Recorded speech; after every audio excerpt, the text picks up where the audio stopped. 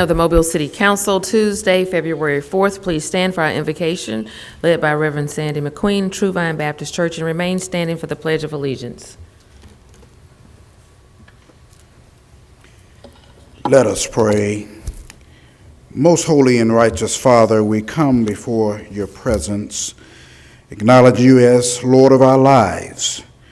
We honor and dedicate your purpose and will for today. Forgive us now our debts and trespasses against our fellow neighbors.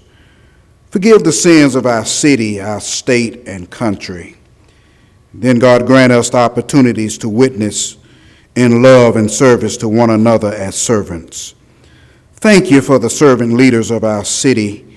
Once again, Mayor Sandy Stimpson, Councilman Levon Manzi, Councilman John Williams, Councilman Frederick Richardson, Councilman C.J. Small, Councilman Joel Davis, Councilwoman Bess Rich, Councilwoman Gina Gregory, and our city clerk Lisa Lambert, staff members, and all the citizens of Mobile. Then, as we seek to cultivate the grounds of change and challenge around us, allow your grace to sustain every measure and purpose of which you have chosen and predestined life to be so. Continue to bless our children, our families, and land, as you alone have the authority and the power. In the name of God the Father, in the name of God the Son, and in the name of God the Holy Spirit, shall we all say amen? Amen. Amen.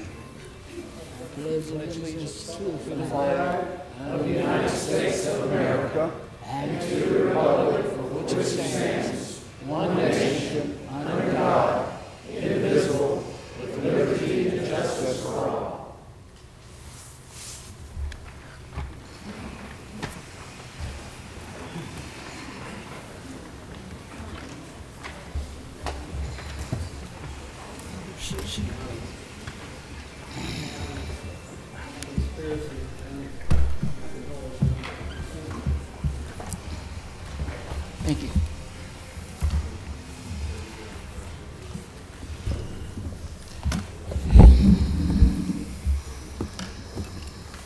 Roll call, President Manzi, Here. Vice President Small, Here. Councilmember Richardson, Here. Councilmember Williams, Here. Councilmember Daves, Here. Councilmember Rich, here. Councilmember Gregory, here. Statement of rules. Good morning. Good Morning. We first would ask that you would turn off or silence all of your electronic devices upon entering the council meeting. Any person desiring to address the council must first sign in indicating the resolution, ordinance, appeal, or public hearing agenda item before entering the council meeting. When addressing the council, we ask that the speaker state for the record both your name and your address. Any person desiring to speak to the council on a non-agenda item must first contact the city clerk's office on the Thursday preceding the Tuesday in which you'd like to speak by 2 p.m. All of your commentary must be pertinent to City of Mobile business. Any person who hadn't given that proper notice will not be allowed to address the council. Each speaker is granted 5 minutes to make their presentation. A bell will sound to indicate the end of 4 minutes.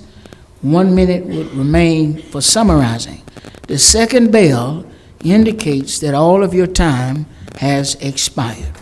When addressing the council, there is to be no personal address to any individual council member. All of your statements and inquiries ought to be made to myself, who serves as chair, and any council member who wishes to add any commentary will have that opportunity. To maintain decorum, there will be no undue applause and/or public outcry allowed.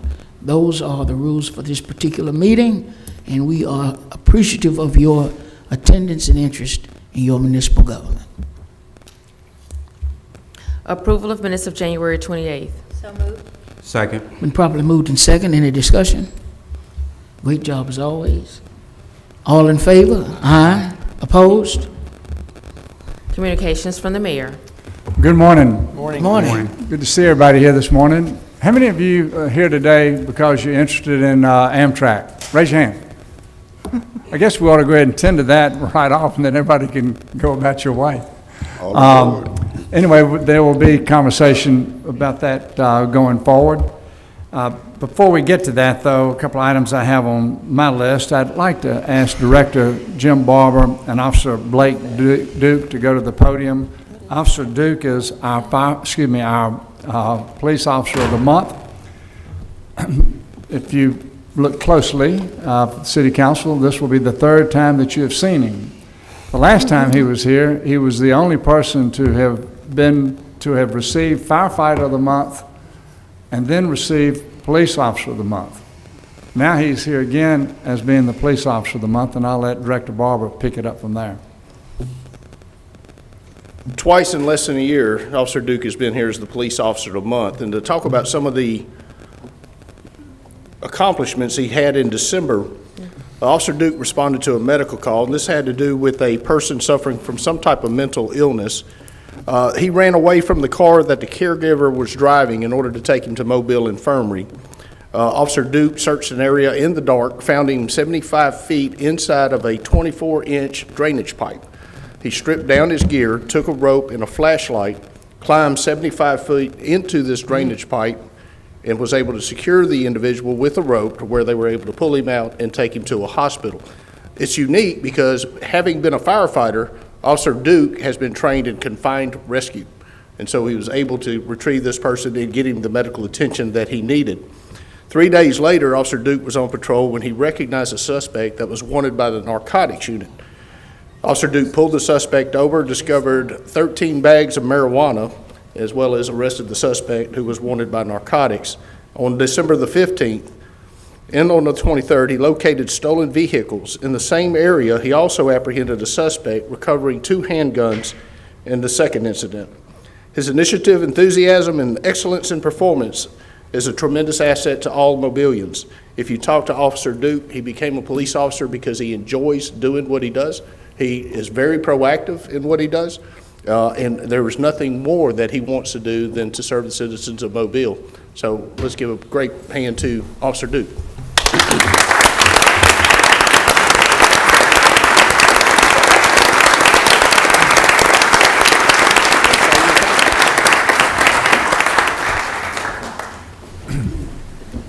Thank you, Officer.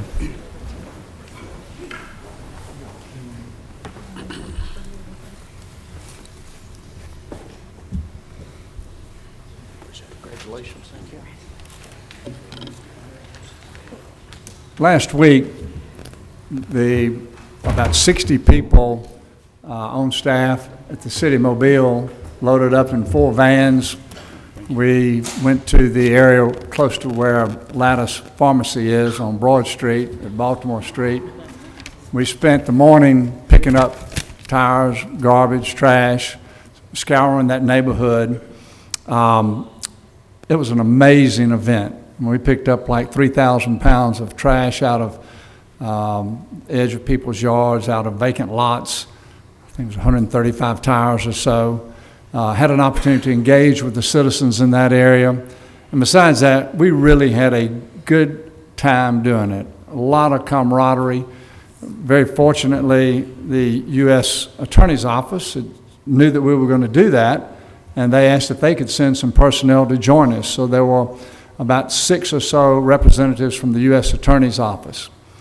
Every now and then you participate in something and you just realize, you know, this is something that we need to do on a more frequent basis. I mean, you're familiar that the director and I, the chief and I, used to walk neighborhoods, which was very enjoyable and gratifying, but being able to walk about the neighborhood doing what we were doing, providing a service where my guess is they've never seen that many people scouring their streets trying to make it look like maybe what other parts of the city look like.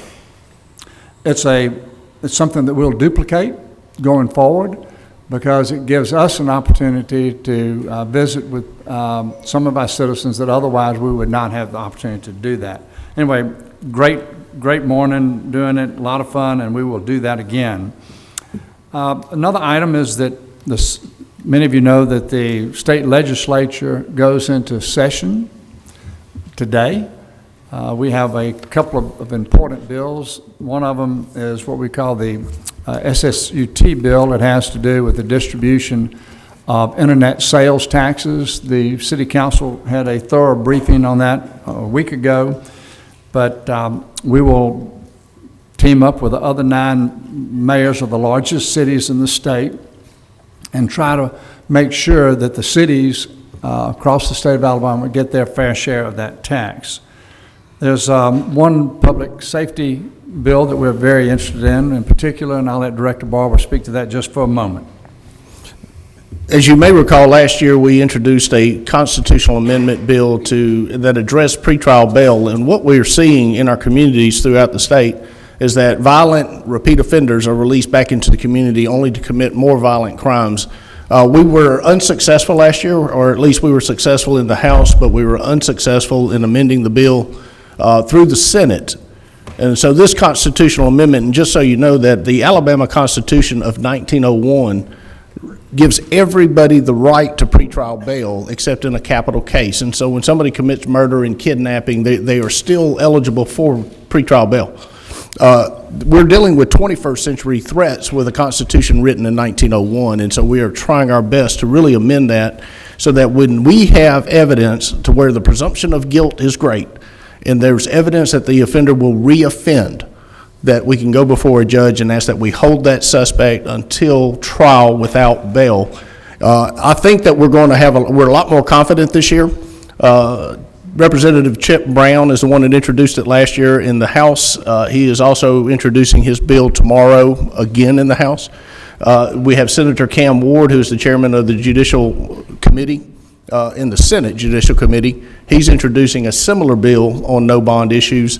And what has really given us more confidence and more traction is the Anaya Blanchard case, which was the Auburn student that was stalked, kidnapped, assaulted, and murdered by a suspect that was out on bail for kidnap and attempted murder when he allegedly killed Anaya Blanchard. And so I think it really drives home the need for this amendment to the Constitution. We hope to be very successful, and I'll be traveling along with Chief Batiste to Montgomery this evening so that we can testify in front of either the House or the Senate on the need for this particular amendment. Hopefully we'll have it on ballot, and we can educate the citizens of Alabama to allow us this amendment to protect our community from unnecessary harm.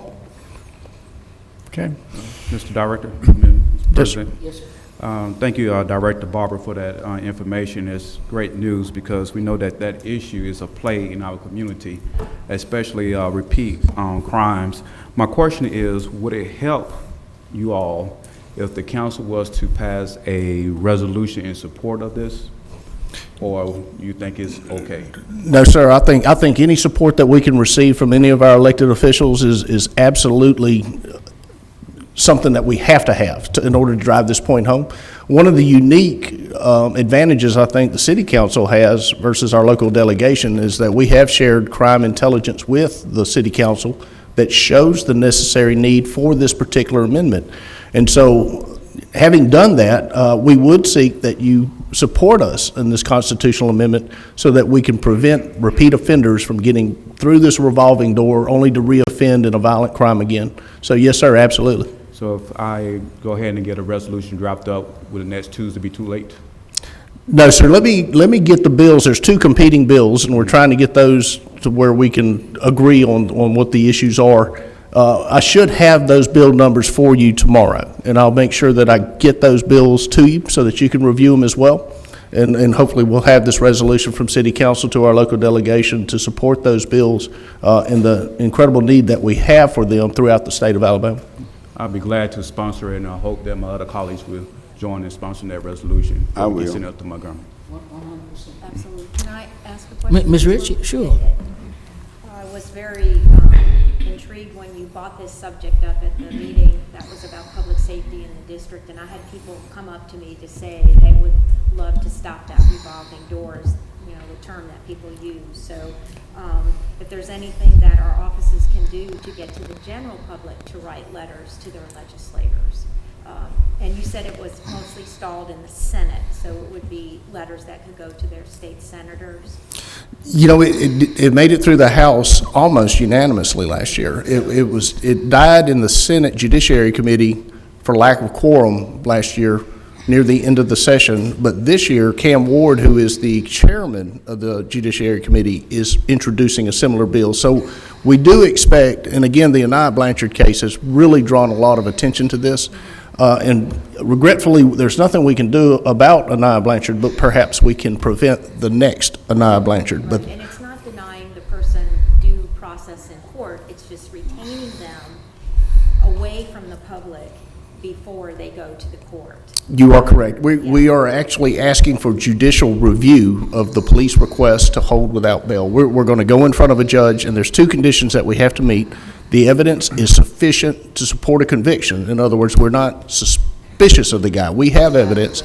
And the second is that there is evidence put on by the state that no condition of release could reasonably protect the public from harm. And if we can prove that to a judge, what we're asking is that we hold without bail. And we understand there's a right to a speedy trial, but we're willing to do that to keep these individuals from going back into our community, stalking, kidnapping, and murdering people. When there is an incident here and it's, we get the report, and that goes very public on somebody's profile, how many times they did something that was, you know, already over the edge, but just kept getting worse each time. And the public is, you know, doesn't know who to blame for this, but if there is a tool in place, I know they will support it. And it would be really good, I think, if the public also wrote letters or made phone calls on. Well, it's imperative, there's two parts to this. If we get through the legislation, we have to educate the people of Alabama why it's necessary to go and vote on this particular item. On the Item that would amend our Constitution. That's correct. And again, y'all keep in mind that we are dealing with 21st century threats with a Constitution that was written in I think people are 1901. there. I think they're very frustrated by knowing that someone has done something so bad each time, but yet they got out, and during their, you know, when they're supposed to be behaving, Pretrial release, yeah. they do something even worse. And it's, you know, then everybody wants to go back in time and say, why didn't that person stay put? Well, had we had such an amendment in place to the Constitution, Anaya Blanchard may very well be alive today. And the family is very much in support. Thank you. Okay, my next item is that I think everybody by now, if you've ridden by Mardi Gras Park, you see what we think is the largest Mardi Gras tree in America. In the world. In the world, yeah. There are probably some of you that sent us via social media encouragement to do that, to build that tree. And we're excited to say that 5:30 this Thursday, we'll have an official lighting of the tree. I think rain may be in the forecast. If it is, and if it is raining, if you go to the city's website, you'll see what the alternative time for lighting the tree will be. Also, this Friday night, the first parade will roll, the Conde Cavaliers, who always lead Mobile, recent years have led Mobile's Mardi Gras. And I'd be remiss if I didn't point out the incredible job that's done by all of our city employees to make sure that we have a safe Mardi Gras. I mean, from our policemen to our firemen to paramedics to the trash pickup. I mean, it touches almost every single department that we have in the city. And so it's something that we're very proud of being able to pull off as we do. And I hope that we have great participation and good weather this year. My last item is to make a comment about the railroad, the Amtrak vote today. We have sent a letter of support to the City Council. You know, there's been a lot of conversation, a lot of interest about the railroad. I think that it's incumbent upon the administration and the City Council to take all the enthusiasm and the desire to have the Amtrak, but to make sure that we don't end up financially in a place that we can't predict going forward. And so I think that the length of time that it's taken us to get to where we are today has tried to make sure that this is something that not only that we want to have, but that we can afford to have it going forward. Thank you very much. Mr. President. As the representative for District 1, I have received hundreds of emails, texts, phone calls, letters in support of Amtrak. I have not received one letter, email or text in opposition to Amtrak. Yet we have heard that there was a considerable amount of opposition to Amtrak in our city. And I want to ask at this moment, do we have anybody here with us today that is in opposition to Amtrak? Okay, we got one. There's a bunch over there. Where? Up there. The whole group. Straight up. Okay. Well, what we It's can. America. This is America. This is America. What we do see is that the people who want to get on that train and rock and roll far outnumber the folks who don't want to get up there. And I would like to commend the mayor. We were there in our tracks. I believe that if the mayor had not come forth and lend his support to this venue, I don't think it would have gone anywhere. So I would like to commend the mayor for stepping up to the plate and saying, let the train roll. And I believe when it's all done today, the train will roll.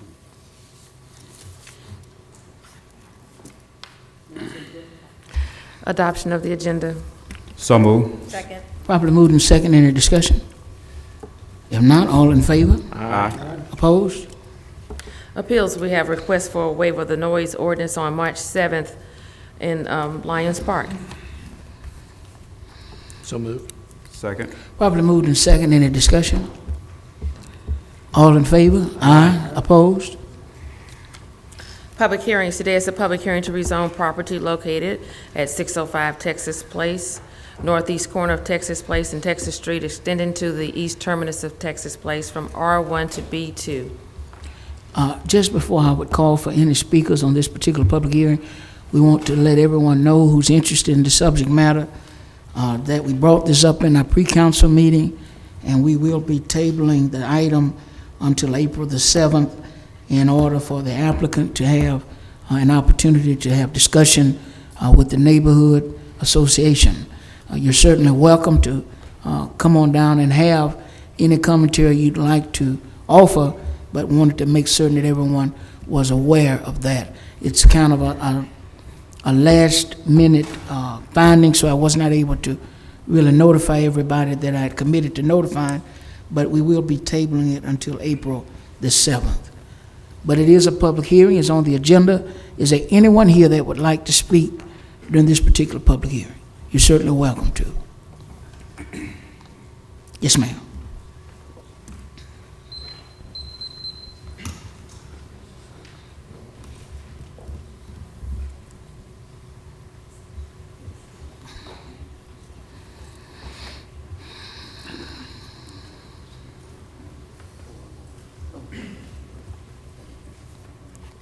Good morning. Good morning. My name is Beverly Crandall. My address is 513 South Scott Street, Mobile, Alabama, 36603. In light of the fact that this agenda item is being tabled, I still would like to put forth the opinion of the group that I'm representing this morning. Yes, ma'am. I'm a representative of the Down the Bay Block Club. The members of the Down the Bay Block Club are residents of the community who do not support the approval of a zoning change for the purpose of establishing an event venue at 605 Texas Place for the following reasons. First of all, location. There are 4 churches, Mount Pleasant, Delaware Street, Holy Church of God, and Shiloh, in direct proximity to this proposed facility. In addition to the churches, there are residential properties and a city park. The structure will be used as an event venue for various gatherings and will expose the existing church congregations and residents to elements which may disrupt their current quality of existence. The James Seals Park usually closes at 8 p.m., after which time this area is usually quiet. Second item is traffic. Texas Street is going to be the only access, entrance, and exit to this facility. The site has been denied access to the I-10 Claiborne Street right-of-way. This situation can become a hindrance to church access and will pose a burden on the community residential traffic along Texas Street. In addition to this fact, the left turn exit from this facility during periods of heavy traffic will be hazardous at best. There is no traffic light here. This fact will also pose a problem for interstate traffic along the Claiborne Street right-of-way. Safety. An entertainment venue will expose our community to increased opportunities for vandalism and other criminal activity. Our police resources are currently overburdened. This fact dims our expectation for swift and prompt response to situations requiring a police response. Alcohol. The Cala-Roje plan analysis does not mention if alcoholic beverages will be allowed during events at this venue. This factor in itself could add an additional element of concern to the issues related to safety and traffic. Zoning. The zoning staff report states the following. It should be noted, however, that any use permitted in the proposed district would be allowed at this location if the zoning is changed. Furthermore, the Planning Commission may consider zoning classifications other than that sought by the applicant for this property. The facility located at 605 Texas Street was developed in 1976 as the International Seaman Center, and it remained so until recently. This organization, though not residential in nature, was able to blend in with the existing residential community. This is due to the fact that the issues mentioned earlier were not factors which negatively impacted our coexistence. Council members, we hope that the concerns that I've raised will be given considerable consideration by you during your decision-making process, and I'd like to thank you for the opportunity to speak to you this morning. Thank you. Is there anyone else that would like to? Yes, ma'am. Come on now.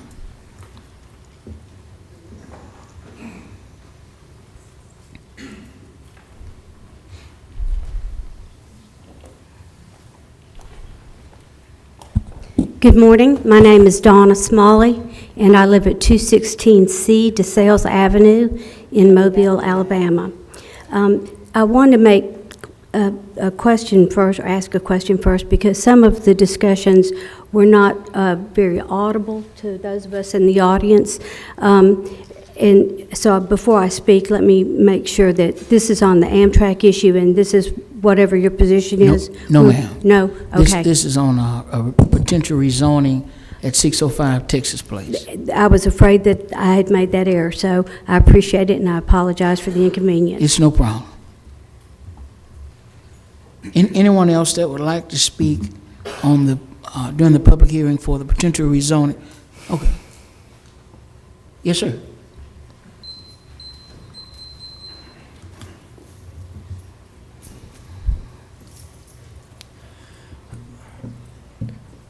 Good morning, Mr. Moderator and all the city councilmen.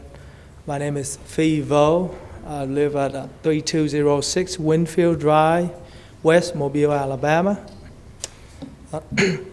I'm a pastor, and I'm also the moderator for an executive committee for the Mobile Baptist Association. That probably belongs to the association.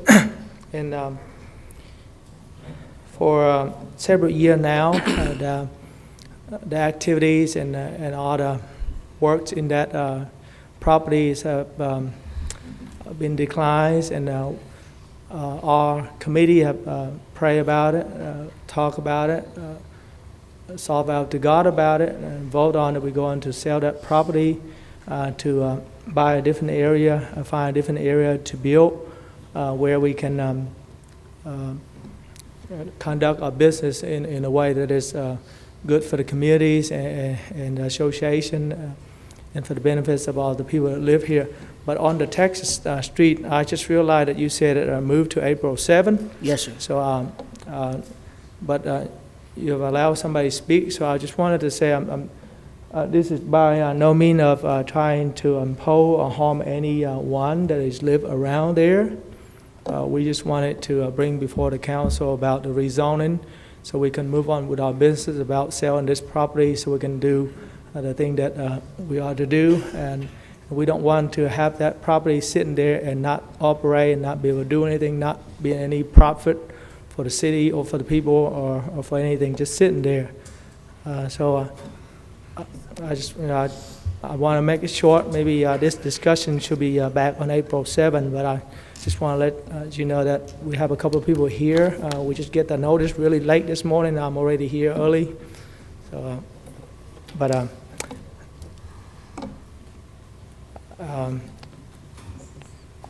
that's all I wanted to say. Thank you. Yes, sir. Is Pastor, Vo. Pastor Vo? Yeah. Pastor Vo, I represent this community, and I also live in this community. And there's a row full of citizens from that area who are here, who are extremely interested, along with a couple of pastors who pastor right in that vicinity. And I would, if you could, leave your contact information, Ms. Fowler, or you, Ms. Lana, with y'all, because see, the Baptist Association, as the owners of this building, really need to have some dialogue with the neighbors. I know you want to sell it. I understand that, and you all want to sell it and reap the benefits of the sale and then move somewhere else, whereas the folks who live there are concerned about what's going to happen after the sale is consummated. So I really think you all need to be at the table so that they can hear from you all as it relates to what your intentions are. Yes, sir. That's understandable. So I don't know what procedures should we, is there a covenant of that neighborhood we can get together or what, you know? If you'll share your contact information with Ms. Fowler, we'll be in contact with you. Thank you. Yes, sir.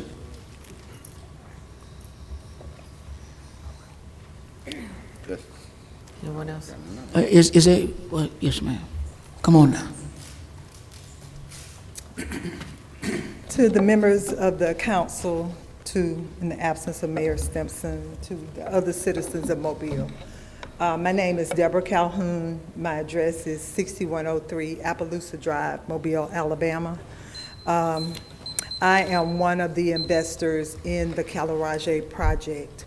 We are seeking to purchase and have rezoned the property located at 605 Texas Place. We are seeking to have an event venue there. There are 5 investors. We want the project to provide a unique experience for individuals to have events, weddings, banquets, parties, balls, those types of things. What we would like to do between now and August 7th is meet with the members of the Down the Bay Committee to express to them and make them aware what we would like to do with the property and to see if we can come to a resolution and agreement about the plans for the property. We understand that they have concerns regarding traffic. We understand that they have concerns regarding the church. We are all church members. We are all active members of our churches. So we understand their concerns with the churches being in close proximity. But we also know that the churches have events as well. They have banquets at their churches. Many of them have event facilities, and some of the churches rent their facilities for different activities, and that's pretty much what we are trying to do with the building that we are attempting to purchase. There is also the Texas Street Community Center, which has events there as well. We don't think that our center would generate any more traffic than the other facilities in the area. And in most of the times when we will be hosting events at our facility, I don't think that it would interfere with the churches. We don't anticipate, most of the churches have activities on Sunday. Many of our activities will be on Saturdays or Fridays. So we would like to schedule a meeting with the Down the Bay Committee to be able to go into more detail about what our plans are for the facility and see if we can come to a mutual resolution. Thank you. Any questions?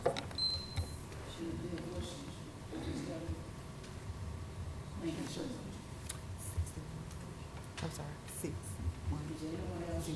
That would, yes, sir.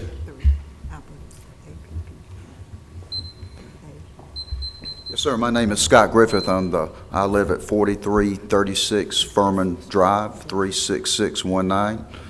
I'm the pastor of Cypress Shores Baptist Church and a member of the executive committee of the Mobile Baptist Association. And of course, we do have a vested interest in selling this property.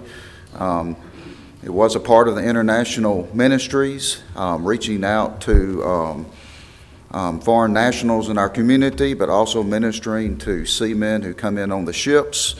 Because of security issues, we are no longer able to go and bring sailors back to that center.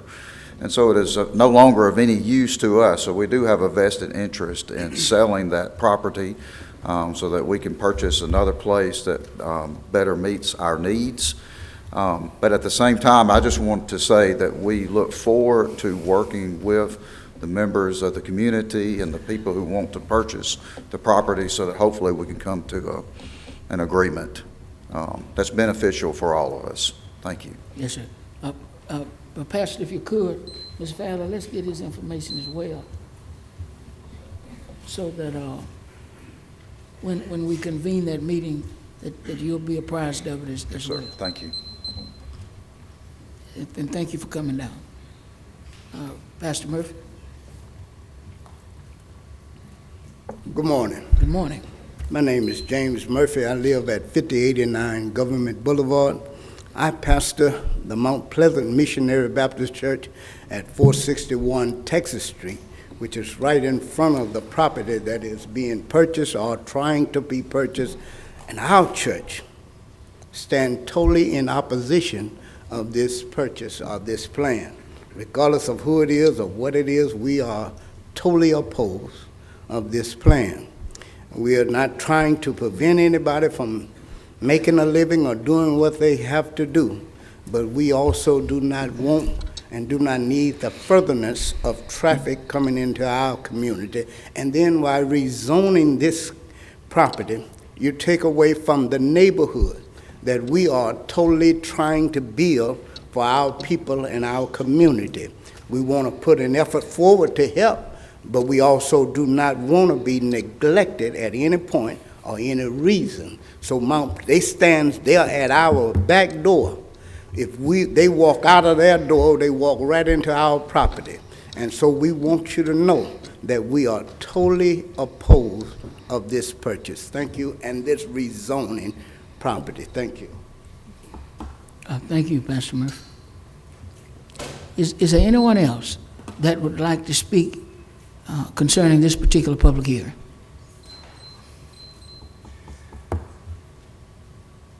If not, public hearing is closed. Public hearing to declare the following structures public nuisances and ordering them demolished: 707 Marine Street, parcels 1 and 2, 670 Dolphin Island Parkway, 2157 Grove Court, 1550 Robert Ely Street, and 7426 4th Street, also known as 7412 4th Street. Is there anyone here that would like to speak during any of these public hearings? And the address is called by our city clerk.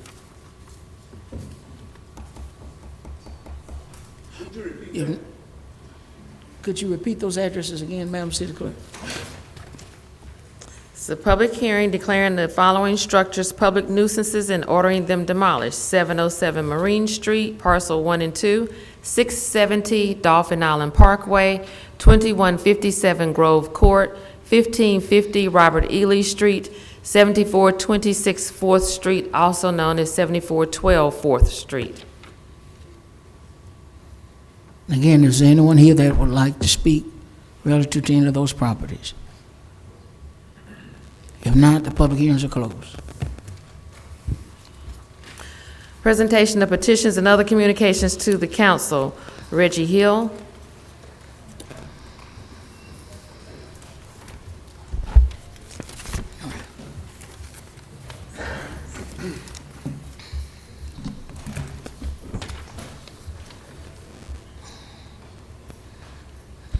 Mr. President, members of the council, in the absence of our mayor, to the administration, citizens, and stakeholders of Mobile, good morning. Reggie Hill, 1007 Center Street. I rise today to speak on 4 topics: gun violence prevention, the Mobile Municipal Code, Chapter 38, Amtrak proposal that is on the agenda for today, and various initiatives that are offered by Success for the Future. I want to start with the Amtrak piece, since that seems to be the hot topic here on the agenda, and I am just so elated to see the enthusiasm of our citizens coming, wanting to bring something additional to the city of Mobile. I expressed last week when making comments regarding the Amtrak proposal that I wanted to ensure that we had the economic positioning to pursue this initiative. I wanted to express that I was in concert with the finance chairman, the finance committee chairman, who alluded to some of those things that we needed to take particular attention to, and I just want to ensure that if we are moving forward, that we have those amenities in place to guarantee that this will be something that will be fruitful continuously. We've invested a lot of resources in the projects before, and we've seen them not necessarily yield the fruit that we expected them to do out of the gate. So if we're going to move forward with this, and mind you, I'm extremely in support of the train Amtrak coming. I offered a way that was actually a reflection to the representative who came from Washington, D.C. and presented ways that we could obtain those resources. So I hope that that was an option that was put on the table, the representative from CSX, so that we can guarantee that this is not going to be an economic burden. So I stand still in concert with the idea of making sure that it's economically feasible, but I do support the idea of it being an amenity added to the city of Mobile. I want to move on to another piece, which I've seen come on the agenda the past couple of weeks, in which we are related to the Mobile Municipal Court. Now, we find the definitions of their responsibility in Chapter 38 of our municipal code. I am definitely in support, as well as recognizing the work that these individuals do and the resources that need to be allocated for the type of work that they do. But when we look at the long term, I believe that we need to be more proactive in ensuring that we are preventing heavy caseloads by doing what's necessary, starting from the root of that, which is the Mobile Police Department. Today, this morning, actually, I filed a motion to dismiss a case that I have mentioned to this council for quite some time, with an unlawful act that was presented and carried out by the Mobile Police Department. Now, this is not a consistency for all members of the police department. I have family members and friends that are part of it. For the record, I was the only citizen that didn't work for the City Police Department that came and spoke up for the raises for the police. So this has nothing to do with an idea or an attack to the department. It's about us following the law. And this is something that I want to make sure that is done. So as we move forward with the committee that will be addressing Chapter 38 of the Mobile Municipal Code, I hope that they will look into, first off, the reporting that is supposed to be issued from the Mobile Municipal Court, which we have not seen. We probably could prevent some of these issues that continue to occur if we knew exactly what was going on. Now, the next piece, which is a very touchy topic, and I don't want to bring any downers to the room as we get ready to roll this train in, but on the helm of our governor giving the State of the State address today and President Trump providing the State of the Union, I think it's very vital that I address the state of things that are going on for our citizens right here. And gun violence is a very serious issue that continues to plague our community. Now, we heard today about a potential bill going to the state legislature as they go into session today about preventing those repeat offenders. Why aren't we working to be proactive from the beginning and preventing people from having that mindset? Why aren't we investing in the projects that are going to prevent them from going down that road in the first place? And I believe that there are organizations that have presented the data proven data, where we don't have to speculate if something can happen and if it will be possible, that we'll actually work to prevent these things that we see continuously in our community. And so finally, this is a call to our citizens and the media to actually cover those projects that have worked. The media, cover those projects that have worked. Allow our citizens to be privy to that information. And calling on the citizens to recognize there are so many things else on these agendas. So we can't expect these 7 councilmen and the mayor, his administration, and the staff of the city of Long to go out and tackle these concerns that we're facing in our communities. We're going to have to join together. We're going to have to work as a collective unit if we want to see the quality of life in Mobile improve. But I am hoping that the administration and the council will stand in concert with us, particularly those individuals and those groups that are in the trenches weekly, day in and day out, working to fix these problems so that we can see the city that we each deserve and that we each desire. I appreciate the opportunity to speak, and I will be submitting additional literature to the council for review, and I hope that you will take that into serious consideration. Thank you. Thank you, Mr. Hill. Carolyn Smoke regarding the demolition of the property at 1354 St. Meter Street. Thank you. My name is Herndon Inge, and I live on O'Shell Road, 36608. Mr. Inge, yes. What is your house number? 4058 Thank O'Shell you. Road. All right. What I'm asking is that we get a 90-day extension on the demolition order. I'm the second generation to help Ms. Smoke. My father opened her mother's estate in 2007, and I'm still trying to resolve it. And until the probate court acts and finally closes the estate, nobody can do anything to repair the property. So I'm asking for a 90-day extension on the demolition order, and I'll answer any questions. Any questions of Mr. Inge or either Ms. Smoke? I was just asking, was there any questions? Mr. Doffenbach, any commentary you'd like to offer? That's fine. So the 90 days would still be within the window? He's all right with that. Well, he's coming down. Let's see. You may want to.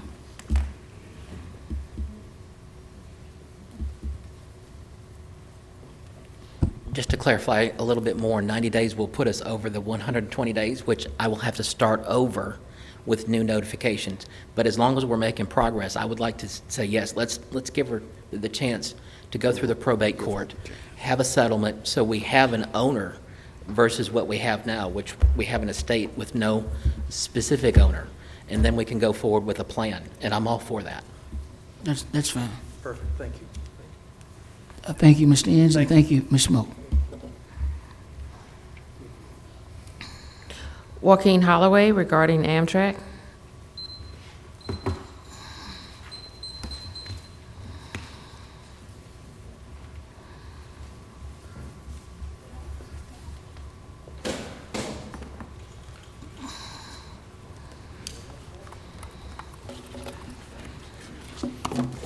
Good morning. Good morning.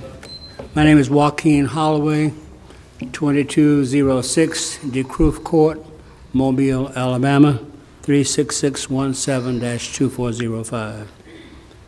In the absence of Mayor Stimson, but in the presence of the members of the Mobile City Council, I want to make some comments in connection with Amtrak. It's amazing what you can find on the internet. As I was looking for some train information, a list of train puzzles appeared, and I found out that January 29th was also known as National Puzzle Day. Well, that leads me to suggest that today is the day when the puzzle related to an Amtrak passenger train on the CSX tracks between Mobile and New Orleans could be solved. It appears that some people can find all kinds of reasons why the route will not work. However, with a little creative and enthusiastic thought, the pieces of the puzzle should begin to fit. Even though there are some sections where there is only a single track, there are also sections that have a parallel sidetrack that will allow trains to pass on the main line. Also, the internet has a lot of information related to CTC, or centralized traffic control. And if very long freight trains can be successfully operated on this corridor, it is my belief that a much shorter passenger train could also be successfully operated between the start and stop locations. CTC uses a system of blocks and signals that allow trains to be parked on an adjacent section until the main line is clear. In the classic motion picture, The King and I, Yul Brynner often used the expression, "It's a puzzlement." Well, although I am not an engineer, when it comes to trains, I like to think of myself as a creative problem solver. The time has come for all of us who are really interested in making Mobile a successful city, allowing for easy access by land, sea, and air. This is our opportunity to step up to the track and not only think of why a daily passenger train in this area won't work, but rather put our collective minds in gear or in the proper notch, and think of the many ways that such a daily railroad service will work. Finally, many years ago, when there was a daily Amtrak train called the Gulf Coast Limited that ran between here and there, I gave my wife a surprise birthday party, and we were joined by many invited guests, as well as a number of other people who enjoy being able to relax and ride without driving. It really turned out to be a very memorable passenger train trip. Consider the various other excursions that could take place along this stretch of the Gulf Coast traveling at SEE level. Remember, the service will not sell itself, but with the proper marketing approach, this environmentally friendly travel adventure could easily be sold. In my hand, I'm holding an HO scale model of an Amtrak locomotive. This is 1/87th the size of a prototype engine. If we could be reduced 87 times, we could get aboard. Today, members of the City Council, you have an opportunity to put a real Amtrak consist on the tracks, plus join Louisiana and Mississippi by saying, "All aboard." Thank you very much for your thoughtful attention and consideration of this important matter. This is still my mantra. A train a day helps keep the doctor away, with an exception being those with a PhD degree, not an MD. Thank you.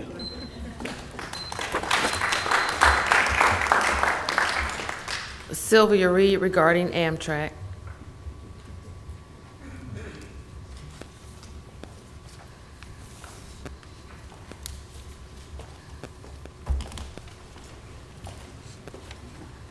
My name is Sylvia Reed, and I reside at 1783 Princeton Wood Drive, West Mobile.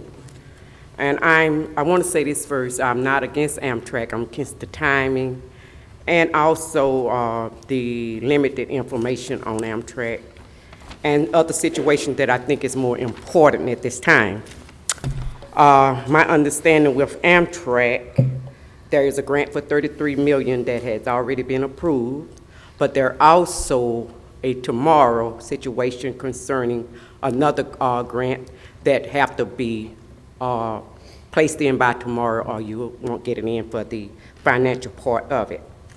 And also I have some concerns concerning safety issues that have not been studied, the upbuilding of the tracks and maybe to rebuild some tracks or reroute some tracks. My understanding that you all have not did a study on those situations. Also, my concern is the state governor part that I think that she should play on it, that she's not an approver of it, and that would also put the whole financial situation and burden on the city of Mobile, and as a citizen, that is a great concern of me. That if the whole burden is on Mobile, then therefore any financial burdens, as you know, the city will have to come up with it alone. So, and I think it's important to get the governor on board for such a big project that is going to be dealing with such a large amount of finance. Also, one of the most important issues that I have experienced that I think is a priority over that is affordable housing in Mobile, and I fell in that situation because I had so many years of retirement stolen and everything, so it put me in a bad situation. I'm not going to talk on that, but that is one of my issues concerning houses, affordable housing at this time. And the neglect and the protection of senior citizens have failed me in Mobile. And I think that more finance should be go into safety of the citizens of Mobile. Also, I don't think that anyone should be in a rush to make decisions just because something is going to expire at a certain time, like the finance of the grant will expire soon. That's no issue because people wave things in your face. There could be another city that is actually running above you all. And to me, the grant would just cause you maybe to beat ahead and possibly shipwreck also. And that is one of the other issues that I have. But mainly my issue is that you all have greater needs in Mobile than an Amtrak train at this point. I think maybe down the future that would be good, but as a Mobile and as a citizen been in this town approximately 10 years, off and on 7 to be full years, 2 back this time, and what I have felt and experienced as a senior citizen and as a productive, active senior citizen, I just know that you all have you have slumlord areas that need fixing and have thrown certain citizens to the side in slumlord areas. It's horrible. And unless you've seen what I've seen and felt what I felt and attacked and all this in my safety in Mobile, you understand there is a greater need. And it's the citizens of Mobile, our safety as citizens and seniors in this town. I mean, Amtrak, it can wait. It can actually wait. But citizen lives, my life has been in total danger in here, but I'm not going to leave the city. I'm going to have to stand where I'm standing today. I'll make a stand.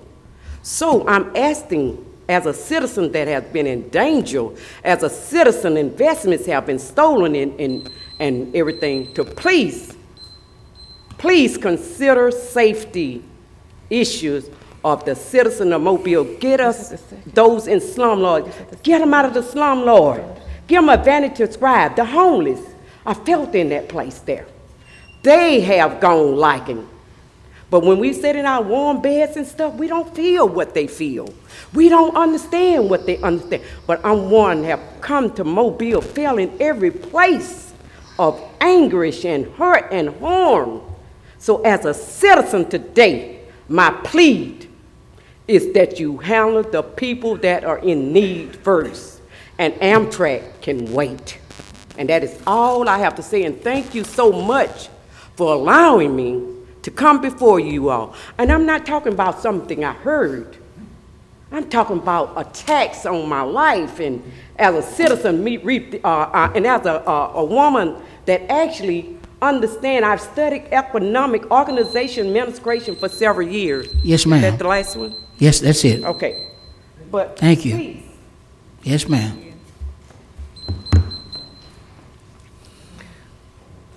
Mark McClare.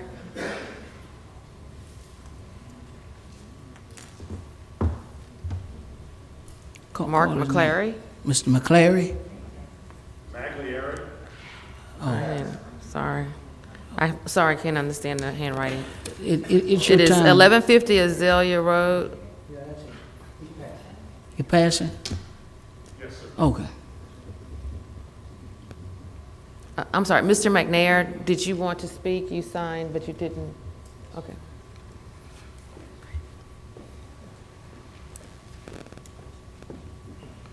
Hi, good morning. Good morning. I'm Stephen McNair, reside at 65 South Ann Street, Mobile 36604.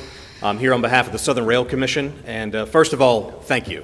I know your patience has been tried with this. You've heard every argument from every angle.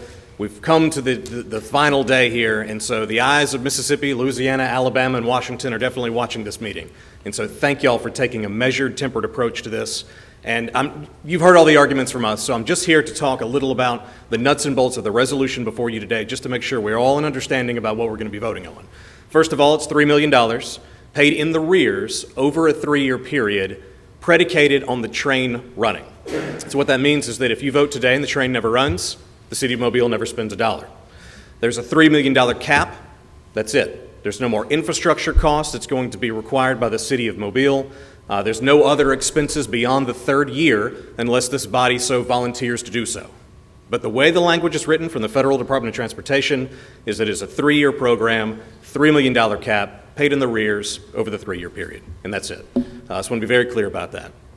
So, in other words, this cannot become another Gulf Quest. It cannot become another situation where all of a sudden the city's holding the bag for tens of millions of dollars for something that was unintended. That's not possible the way this grant is written from the Federal Department of Transportation.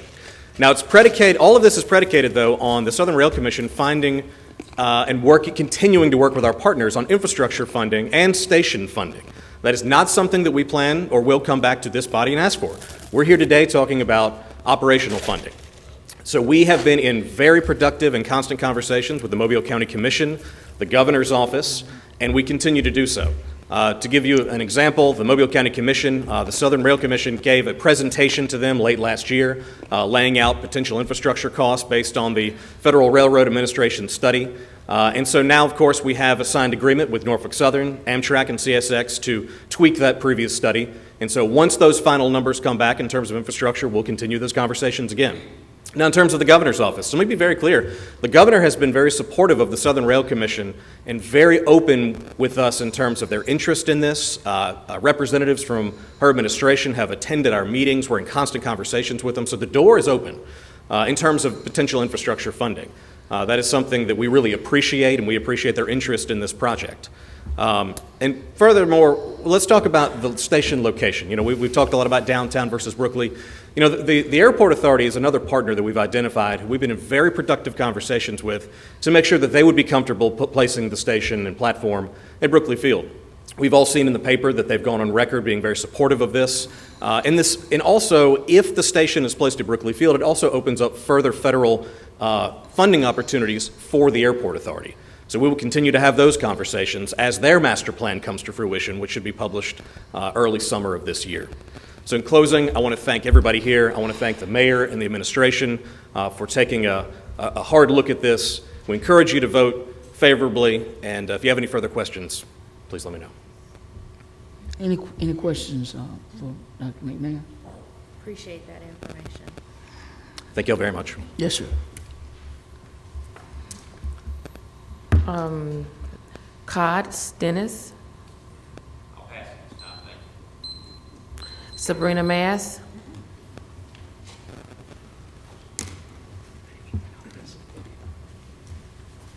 Good morning. Good morning. Mayor Stimson's absent, staff, representatives, city council, how are you today? Morning. I haven't seen you in a while. Happy belated New Year. I'm here for the Amtrak proposal. I'm definitely for the Amtrak, and I'm speaking as a citizen of Mobile. Ms. Massey, if you give us your name and address for the record. Yes, ma'am. 1050 Belvedere Circle West, Mobile, Alabama, 36606. Yes, ma'am. Thank you. I am here in favor of the Amtrak. I'm speaking as a citizen of Mobile and a Texas native. I grew up riding Amtrak. So I definitely love Amtrak. And I would say that because the consideration that I would like to present is, you know, there are a lot of migrants living in Alabama and Mobile from other states. We have families that would love to come visit us, and sometimes, you know, the cost of the plane tickets may be too high. Some people don't like to fly, but Amtrak has always been something that I believe in other states people enjoy. I definitely would and ride it. My family would ride it. You know, it would take us from, you know, Mobile to New Orleans to Texas and beyond. I have grandchildren. I would love to take my grandchildren on Amtrak. That would be another experience. So I would like to say consider Amtrak for the people that are not from Mobile, that live here. You know, we would like to get out. And I'm going to speak as a taxpayer. As a taxpayer, you know, I feel like, you know, that's something that is going to be feasible to the citizens of Mobile. You know, we pay taxes on a lot of things, and I don't have a problem with paying taxes for Amtrak. I definitely don't. And so that's pretty much all I have to say on that. And I would like to say to Councilman Richardson, thank you for, I had a baby cousin that played in the Senior Bowl, Darius Anderson from TCU, and thank you for talking to me and acknowledging that. Amen. And you guys have a nice day. Yes, ma'am. Thank you. Appreciate you, Ms. Mass. Bill Boswell.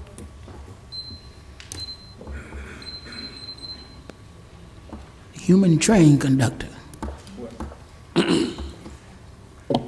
Good morning. My name is Bill Boswell, 1609 Government Street, Mobile, Alabama. Thank you for allowing me to address the council this morning.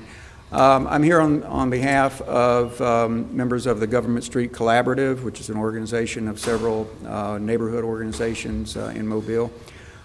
We have been very supportive of the Amtrak project and bringing the Amtrak back. And they are very cognizant of some of the financial concerns of having to do with the train. I'm very hopeful and pleased to hear that the mayor is working with the council on working out those situations. None of us want the city encumbered on funds that we do not foresee in the future. But we very much support the reinstatement of Amtrak to our great city to make it even a greater city. There's so much that you've heard already, and I'm not going to repeat a lot of that, but I just encourage you to do as you have done on many other occasions when we've had great issues that we work together along with the administration and each of you and the citizens, and let's just make this happen so that all of us can ride on that train together in the foreseeable future. Thank you very much. Thank you, Mr. Boswell. Jane Covington.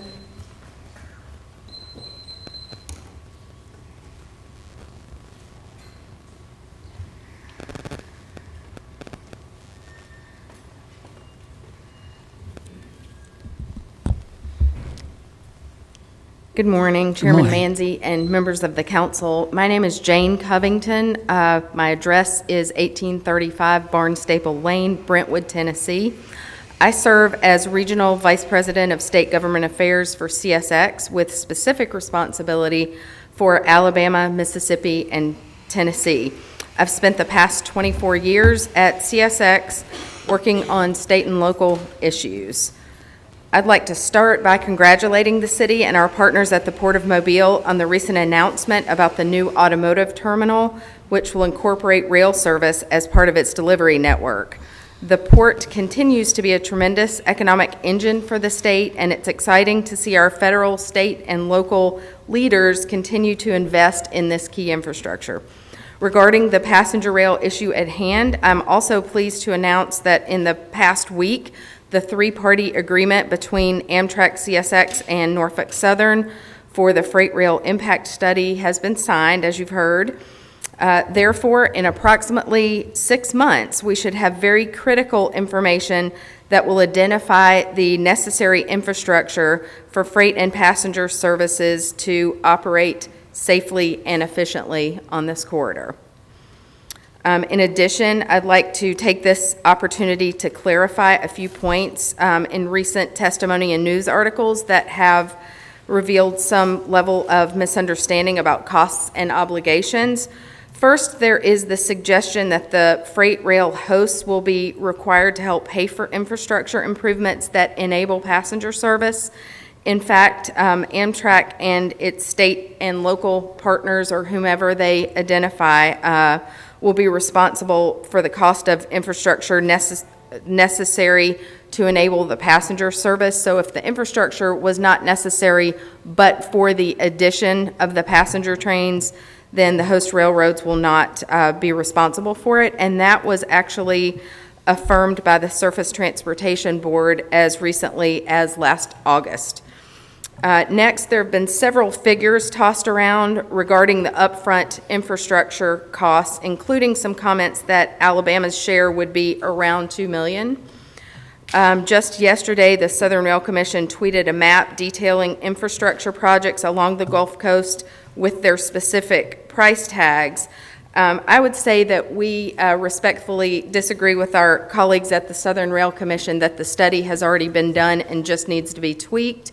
We do agree that some baseline information exists, but the study that we've just signed the agreement for will take into account current levels of freight service and the current proposal for passenger train service. And so we do not yet have accurate infrastructure investment costs at this time. Again, the study that we just discussed will identify those projects, as well as the engineering study that follows the freight rail study will identify the costs associated with each of the projects. And it will also identify challenges like the numerous bodies of water along the Gulf Coast, which will no doubt impact the nature and cost of the infrastructure improvements. This infrastructure would then need to be funded and constructed, obviously, before the startup of the passenger service. Also, just wanted to mention real quickly, we've gotten several questions from folks this morning about the comparison between this service proposal and one that we are working on with Amtrak in Virginia. The Virginia service proposal is in an area where we have double track railroad and partially triple tracked, and so it's an apples to oranges comparison. But in summary, I'd just like to reiterate the fact that CSX is not fundamentally opposed to this project. I did not raise my hand, President Manzi, when you asked for who was here to testify in opposition to this project. We just are here to make sure that that it can be done in a way that does not diminish important freight service utilized by local industry or negatively impact the Port of Mobile. At this time, we're just months away from obtaining this critical study data, and I believe it's entirely reasonable for this council to have the benefit of knowing the full scope of this project. And as a matter of fact, I would say that you are entitled to this information. Thank you.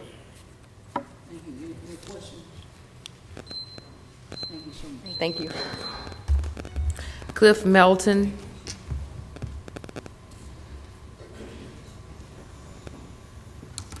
A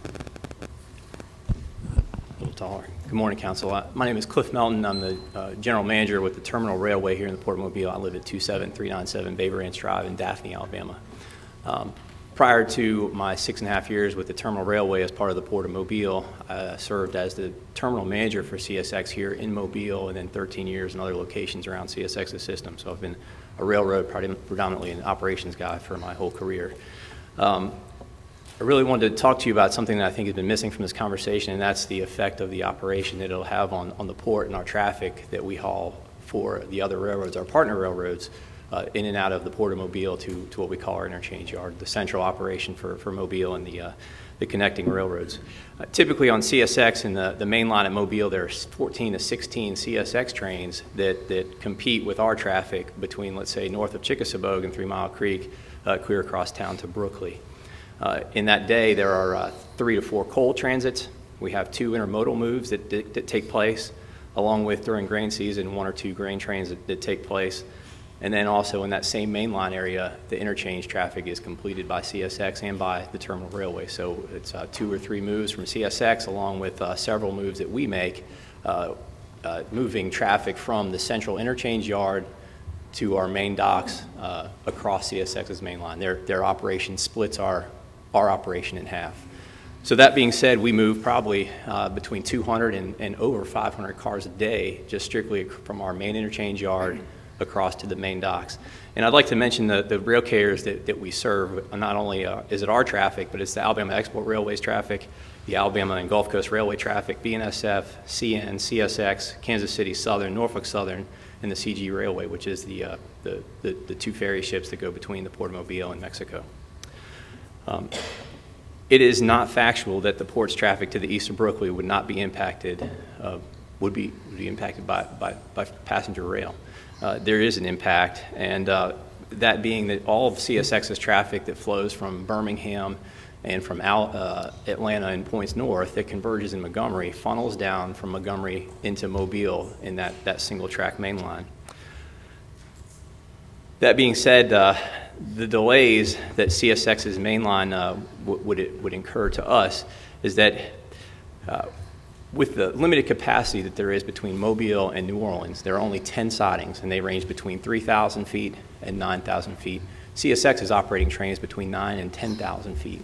They're too large for the sidings, so there has to be a great deal of care in how those trains are managed on their main line. And ultimately, when we throw in 2 round-trip passenger trains, it consumes a 4-hour travel time for each set. It's 8 hours of slots where freight trains cannot operate, or they have to take a siding or take a spot, and that's either on the north or south or the east or west as the railroads put it side of their systems, and that would be in Mobile. It's challenging already for us to make our 4 to 6 transits across CSX's main line, and then when you hold up rail traffic, freight rail traffic on either side, there comes the problem. So in this 139-mile corridor between Mobile and New Orleans, if we have to pause traffic, the pause happens at Mobile and it happens at New Orleans. And that's just one of the things I think has been missing from this conversation.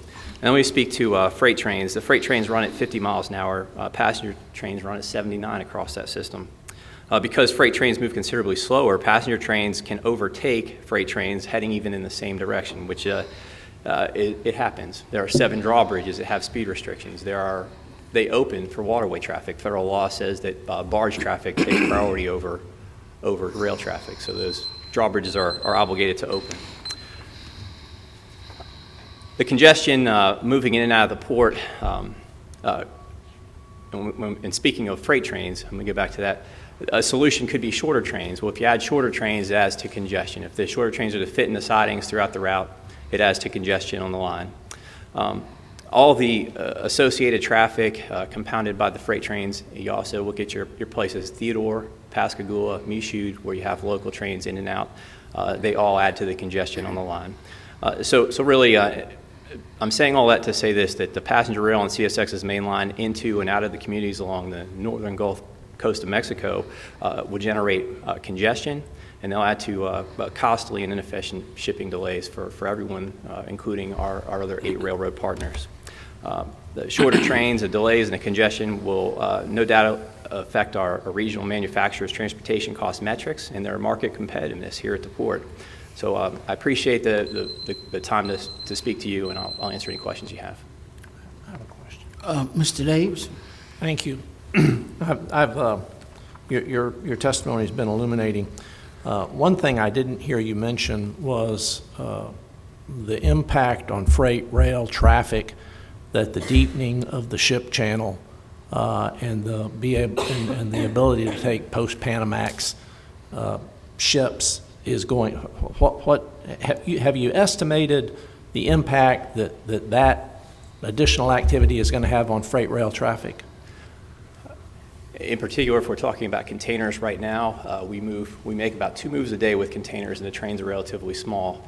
If there are more containers coming in, that would require probably more trips or longer trips back and forth between the container terminal, the ICTF there east of Brooklyn, between the container terminal and Brooklyn, along with just the general cargo that could come in and out of our main docks. This year's grain season has been weak, but that could be affected. Obviously, coal could be affected. But I'm thinking containers is probably the big contender. But it's fair to say that once all that work is done, there's going to be more traffic moving through the Port of Mobile that requires freight trains to carry it. Yes, sir, that's correct. Thank you. Mr. President. Mr. Richardson? Do you also have rail service from New Orleans to Houston? From New Orleans to Michoud? New Orleans to Houston, Texas. CSX. I'm local, sir.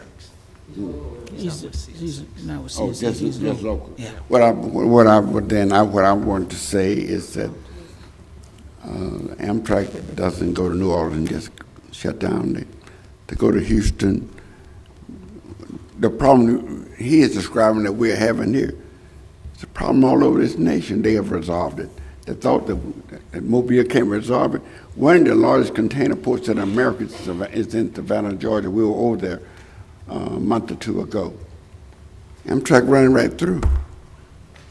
So we come here, and I don't think there are going to be any problems that we can't resolve. I'm sure there are going to be problems, but there won't be any problems that cannot be resolved. That's why Councilman Dave insisted that we have a study, and let the study tell us what we need to do and how we're going to be impacted by CSX. And I think what we need to do is move on with our own plan and let the study come back and tell us what we got to do in order for all of the trains to run on the track. I think it's room for everybody. I don't think we need to close down Amtrak because we have a port over there. There's room for the port. I look out my window is facing the tracks. Very seldom do I even see a train going down that track. I might see 3 trains a day going up and down the tracks. All that activity you're talking about must be somewhere else. It's not going along the track that's running parallel to Water Street. It's certainly not going up there. I guarantee you go out and look out the window right now, there's not a train in sight. So where all of that traffic is, all of a sudden when Amtrak comes, every train gonna fire off its engine and run up and down that track? No. So I say we're gonna have to wait and get the study back, and my prediction is Amtrak, CSX, all the other trains can live together. That's my prediction. Ms. Can Rich? we all get along? And perhaps we need someone from Southern Rail to come back down, but I think what this council has heard is a great understanding of the impact this could possibly have. Right. But the study would then come up of that cost, that nothing proceeds if it's too expensive or too much of a burden to place on our dock. So unless that needs to be corrected, that's the way I understand this commitment initially that we're making, is if it's too expensive, they're gonna drop it, and it's not gonna roll, it's not gonna happen. I hope that's not the case.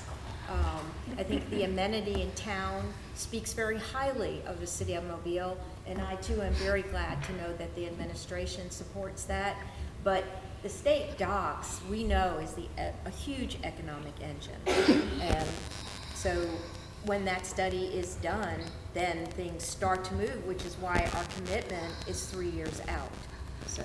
Yes, ma'am, and we certainly appreciate that. Yeah, I mean, I hope there's that understanding that there's a way to achieve a goal, but if it's too costly and too much of a burden, it won't happen. Thank you. Thanks. Yes, sir. Thank you. Dan Dealey.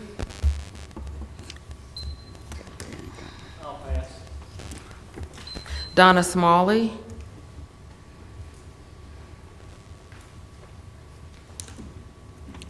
Ms. Smalley? Guess she's not here. No. I don't. She left. Miss Smalley, are you here and still interested in speaking? All righty. She left. Herbert Payer.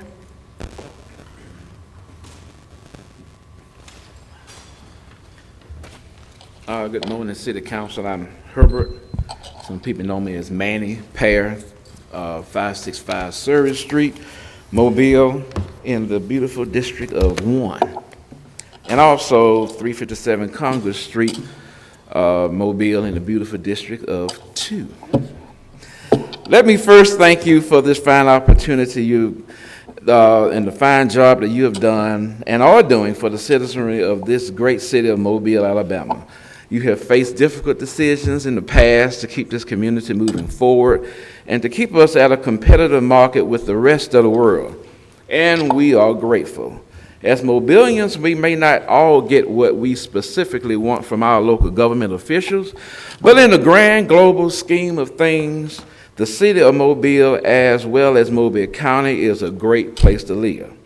Last week, I made a 5-minute speech highlighting the importance of you voting in the affirmative of restoring passenger rail back to and through the city of Mobile. But I'm not going to do that today. I'm not going to pass out pictorial directory documenting my glorious train ride back in 2008 from New Orleans to Los Angeles. You already have a copy of that.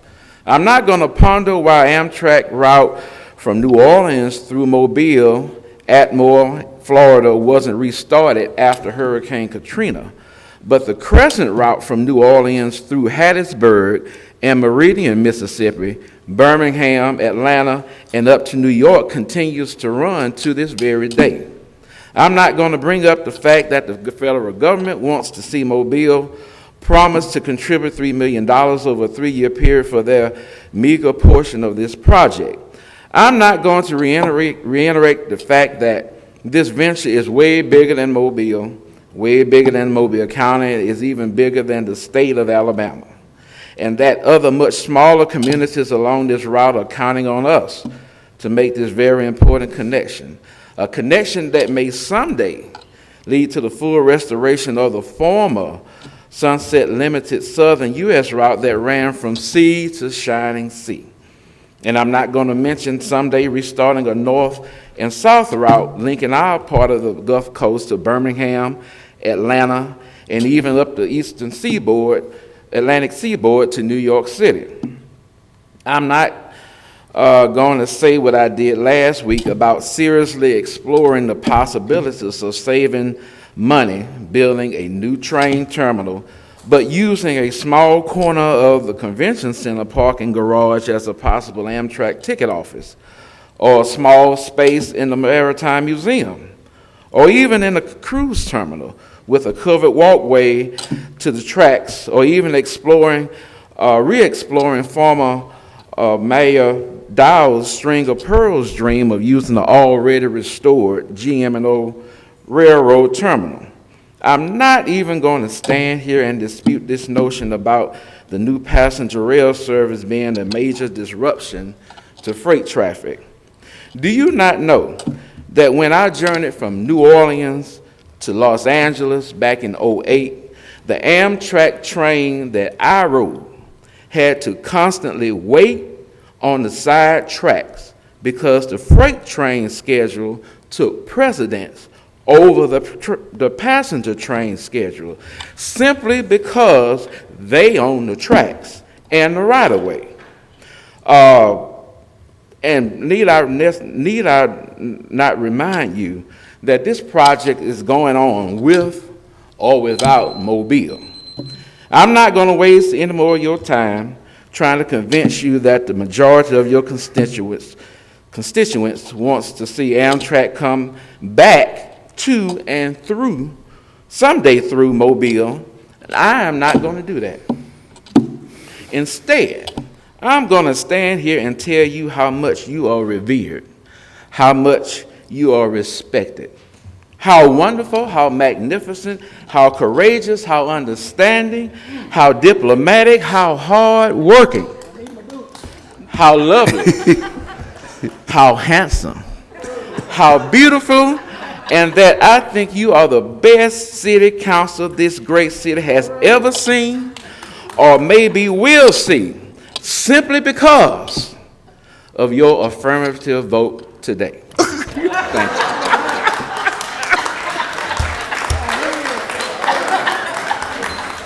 Now, if we were in the Baptist church, I would have to say amen. Can we extend his time, Mr. Chairman? Can we like to extend his time?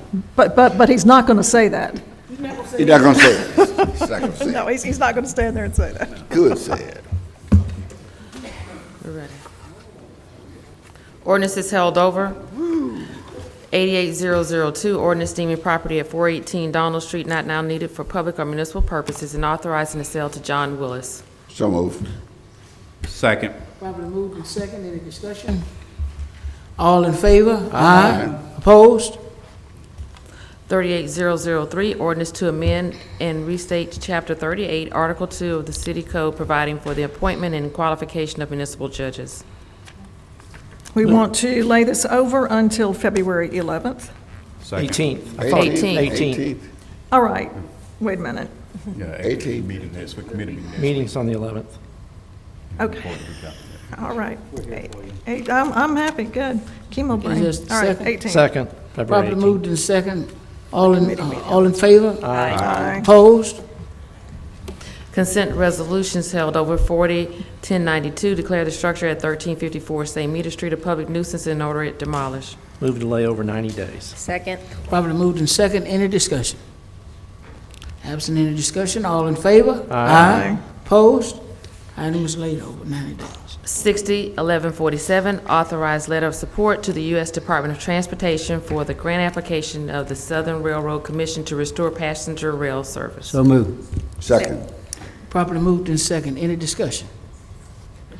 Now, there was, in the letter disseminated to council members from Mayor Stimson, there was some verbiage in a section 5 that was added that they have agreed and informed us that they were willing to modify that language. Is that included in the item that's before us right now?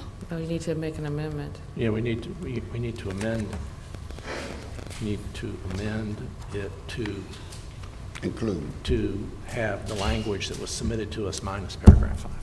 Okay, now, Ms. Cumanis sent us a new resolution that does not have that language that I have emailed to all members of council and to our city clerk, and it subtracts the language, the verbiage, that was some point of contention. The administration, and let me just verify that, Mr.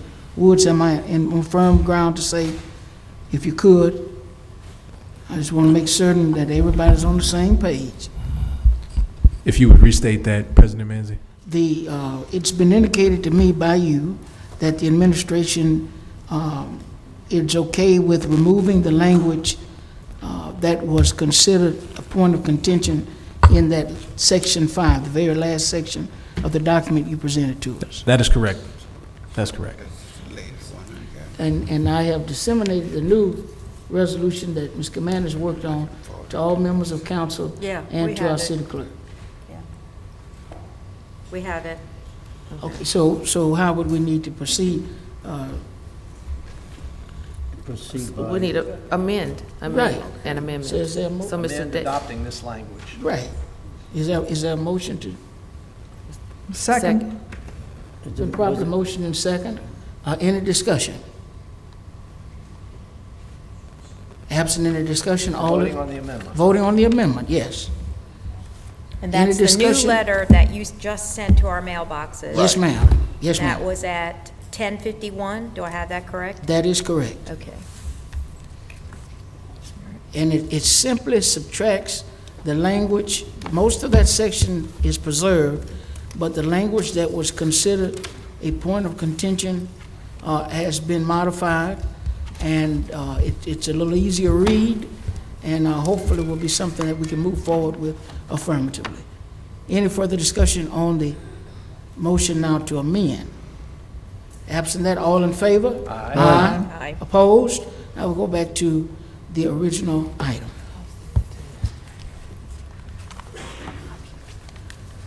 Any discussion? Yes, sir.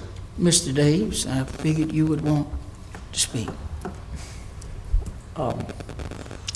The amended item that's before us is certainly much better than what we started with several weeks ago. But I still have serious reservations with respect to the wisdom of this, and I'd like to take a few minutes to outline those. First, the proposal is only for service, which would run from Mobile to New Orleans and back 2 trips a day. This is not a return of coast-to-coast service. The total initial capital cost is estimated at $66 million, and the portion to be paid by Alabama, which by Alabama is $2.2 million, and a funding source for this has not yet been identified. Concerns have been expressed by the Port of Mobile and users of the port that restoration of passenger rail might interfere with port operations and in the ability of users of the port to ship their goods in a timely manner. Amtrak has been asked to conduct a study along with certain of the rail companies to identify the infrastructure that will be needed to make sure freight customers are not negatively impacted either now or in the future. These studies might indicate that additional infrastructure improvements will have to be made in order to avoid disrupting the commercial traffic in our port. No one seems at this point to be sure who would be responsible for any additional work required by the study.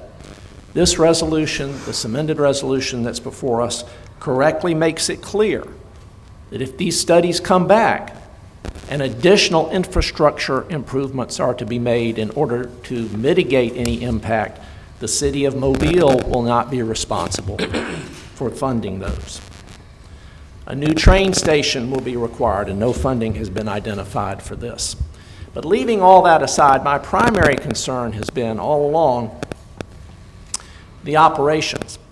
Amtrak's estimate of the annual operating expense is $7.7 million. There's been no dispute as to that number.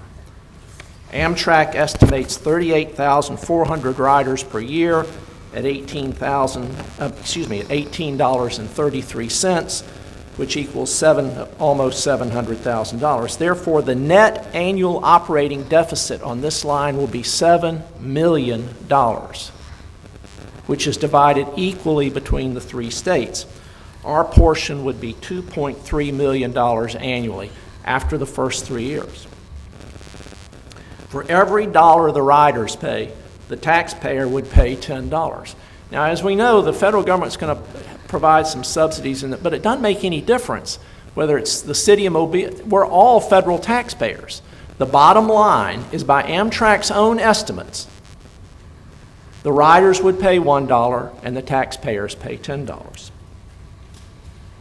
Federal grants are expected to cover 80% of the operating deficit in the first year, 60% in the second, and 40% in the third year, zero thereafter. Our maximum commitment for operations over the first 3 years, assuming the federal operating grants, is $3 million.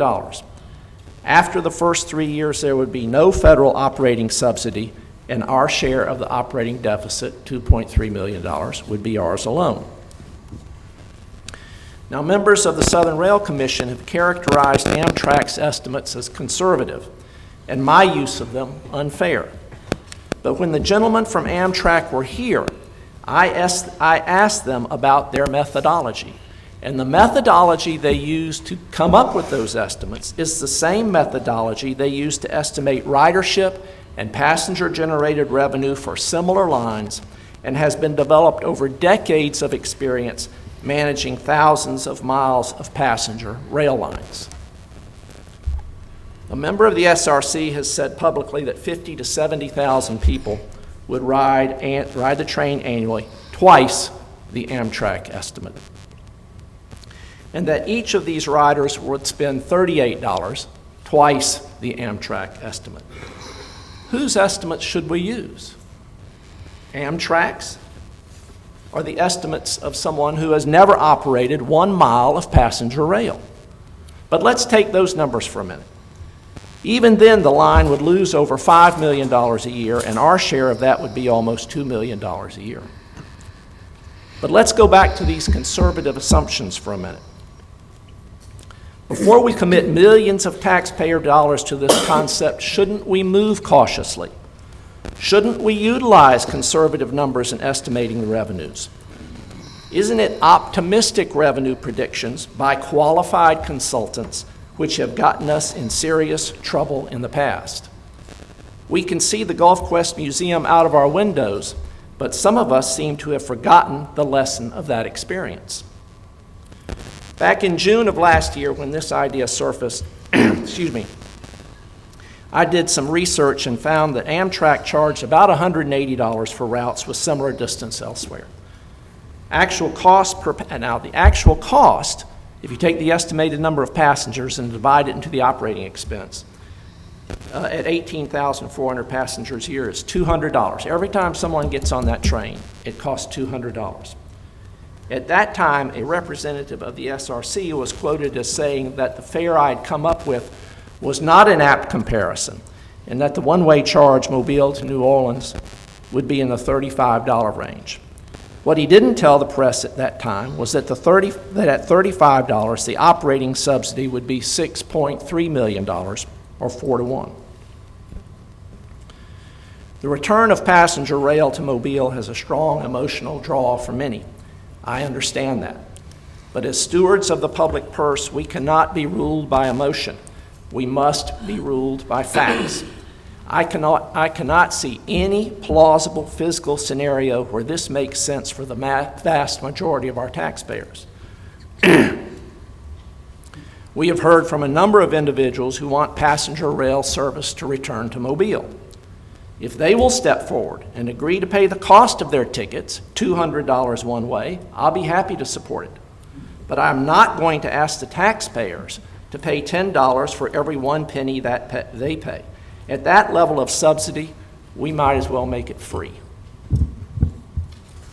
Now, we've had some poll information of people that are in favor of this. And you know, if you go out, polls, you can get polls to respond any way you want to. And if you go out and say, do you favor the return of passenger rail to Mobile, you're probably going to get a large percentage of people saying, yeah, they're favor it. But if you go out to them and say, do you favor the return of passenger rail in Mobile? If the passengers are going to pay $1 and you're going to pay $10, I think you'd get a different answer. But what about the economic impact? We're told that there are lots of foreign tourists that go to New Orleans every year, and that thousands of these tourists are going to leave New Orleans and take the train to Mobile for a few days, and that this will produce a $12 million impact. This seems far-fetched to me, but let's accept the numbers for a few minutes. What kind of additional revenue to the city of Mobile will this influx of tourist dollars produce to reduce the burden to the taxpayers? Well, if we use an average rate of 4%, only $480,000 a year in additional revenue, so we're still out over $1.5 million per year. $1.5 million that could be used to hire additional police officers or firefighters, to restore our crumbling infrastructure, to help the underserved neighborhoods, or provide affordable housing. The argument has been made that this is nothing more than a public transportation subsidy. There are several flaws in this argument. When the Amtrak representatives were here, I asked whether a 10-to-1 subsidy was common on other similar rail lines. The Amtrak representative could not point me to one other rail line where the subsidy was anywhere close to 10-to-1. Let's be clear. This is not a viable transportation alternative. This is a joyride for the affluent. It was correctly described today as a travel adventure. If you want to get from here to New Orleans, you're going to take your own car, which is more convenient, cheaper, and takes less time. And if you don't have a car, you're going to take the bus, which is more convenient, cheaper, and takes less time. All of these examples we have been given of successful train lines between big cities in the United States and abroad are totally inapplicable to this situation. There, the trains run between population centers of millions of people. I don't oppose public transportation subsidies. I have supported public funding for our city bus system, for our airport authority, and certainly for our roads and bridges. Those subsidies make sense. This one does not. I oppose it. Mr. Chairman, Mr. Williams? this is one I've kind of mulled over a little bit, and I have been surprised by the reactions that I have received from, and I'm not talking about people sending me emails. By the way, that email campaign doesn't work, especially when you start off by telling us how ridiculously inept we are if we don't do it. I just kind of throw that out there so anybody next time going to put that mail campaign together, I would just simply just don't do it. It really doesn't change. What does change is a meaningful discussion with representatives, and I've had several, and I've been shocked, quite frankly, at some leading businessmen that have been in Mobile through the tough times who've said, you know what, maybe it's time. Maybe this is time. I've been surprised by people who have never ridden a train who say, you know, they would like to do that. The one thing that always comes up is, how long is it going to take me to get to New Orleans? And when I say 3.5 hours, oh, no, I never do that. Oh, no way, I never do that. Well, they'll get on the same airplane and go through Atlanta to go to another city in Florida when they could have driven 7 hours, and they'll take the train or take the plane for 10. So that argument is kind of crazy. And what I find also, I mean, look, we spend a lot of money on stuff that a lot of times we don't maintain. Millions of dollars are going into parks. And I'll just leave it at that. You draw your own conclusion and use all the arguments that Mr. Daves threw up there. I hear him, and I appreciate Mr. Daves' strict attention to profitability. But sometimes I just think we got to take a chance. Now, everybody knows here that I waited, and I made sure that the mayor was on board. What I mean by that is that his administration, his staff has studied, his legal department has examined it, and we are not obligated past the 3 years. And I do appreciate the argument made by my friend Jimmy Lyons. I could not have more respect for a public servant than for him. And all that his wife has done, he and his wife have done for the state of Alabama and for our city. But in this case, I know that we can work it out. And I hope that the Southern Rail Commission will find the funding to do what it is that they say they're going to do, and maybe even find it in a private way. Let's do something different. Let's not go back to the taxpayers and say, that's fundraising. Let's find a way to get a private partnership for this. And maybe even Amtrak ponies up a little bit more. Thank you. Mr. President. Vice President Small and Mr. Richardson. Yes, thank you, Mr. President. I'd like to say that I like to also agree with my colleague, Mr. Williams, on everything that he has stated. But I first like to start off and say I also like to applaud Mayor Stimpson, President Manzi, who is the sponsors, and also Councilman Days, for his concerns, in looking at this ordinance that's before us. I do agree with many things that Councilman Days has stated. Myself, I was feeling kind of on the ill voting and supporting this particular letter of intent that's before us today, simply because it's between Mobile and New Orleans. And as it was stated earlier before, you just get in your car and get in quicker and just jump in your car and head from Mobile to New Orleans, besides stopping in several spots in Mississippi before you get to New Orleans. And I had many concerns, and I also had talked to several citizens. This is probably one of the most talked about item that has been on our agenda since I've been on council. As I go to different churches in the community and et cetera, people are talking about Amtrak, support Amtrak. And when I was asking different people about, what was the main reason for them to want Amtrak to come back, they was just stating that, we can go this place and go that place. And I told them, I said, you do understand that the city could be liable for certain obligations. And also told them that, it's only between Mobile and New Orleans. And when I started talking to the citizens, they kind of understand, why I was on the ill of voting for this particular item.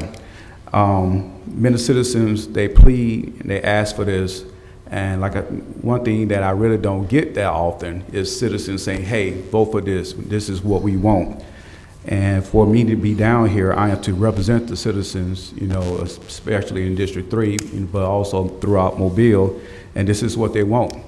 You know, the discussion about the Maritime Museum was brought up, and yes, we spent millions of dollars, but one thing that we need to do is just take advantage of the opportunity that's what's before us today. You know, as the administration look at different ways to work out the Maritime Museum, I'm sure with the mayor supporting this particular ordinance that's before us, that he had figured out ways that Amtrak will bring life, more quality life into the city of Mobile. And with the mayor's support and with the citizens crying out, majority of the citizens crying out that I have spoken to, I am going to support this letter of intent that's in front of us today. And I do hope that this will bring more light, more quality of life to the city of Mobile. And I heard some people say, you know, we're going down there to the casino, we're going down there to do this and going down there to do that. Well, I'm glad that we do have the entertainment venue throughout the city or downtown Mobile, but just cannot wait till we just bring the casinos and have people come to Mobile because they want to, you know, enjoy casinos. I don't gamble, but we got a lot of money that's leaving the city, the state of Alabama, going towards Mississippi and Louisiana. It's time for us to start keeping our money right here in Alabama to fund our own education system and also enjoy what we like to enjoy. Thank you. Mr. Richardson? Thank you, Mr. President. And Ms. Rich want to be next. Yes, sir. Okay. Mr. President, I heard all of the comments. Let me just say that there is not a nation in the world who does not subsidize transportation and education. Not one. Because these issues are so humongous that can't no individual pay for it. That's why we subsidize them. I'm not here to argue with none of the calculations that Councilman Days made. I would say this: let's apply it across the board.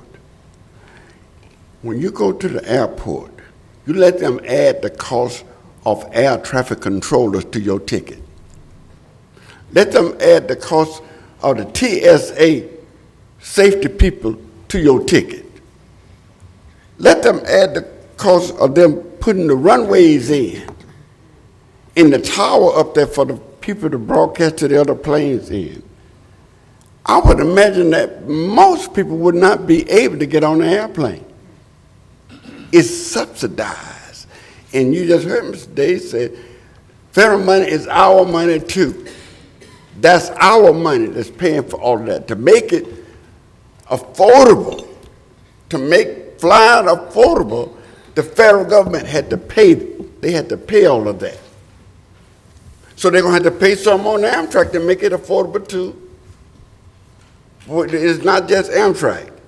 We are all, everybody up here, we get on the airplane and fly, we don't say nothing about the government subsidizing the airplanes. But Amtrak, we're going to shoot Amtrak out of the water? No, we're not going to do that. Let me say that the state pays thousands of dollars for every student that attend public school. Thousands. You know how come? Because I can't build no school for my child. I can't build no school for my child. So the government, they come in and subsidize to make this available. In countries who fail to do that, they call them third world nations, where the citizens are not educated. But countries who step up to the plate, put the money in, pay for these children to go to school, they are light years ahead of the rest of the countries. So we act like there is really no reason for the people to want to come. Mobile has absolutely nothing going on, and who would pay to get on the Amtrak to come to Mobile? I'm here to tell you it's been predicted that we're going to have 16,000 more visitors, generating millions of dollars for this city. Let me just go over this. They would get on that train to come to Mardi Gras.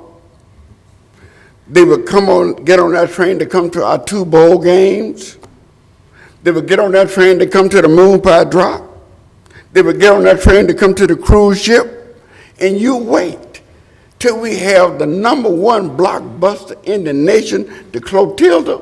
When we finalize the Clotilda exhibit, it's already been tested out.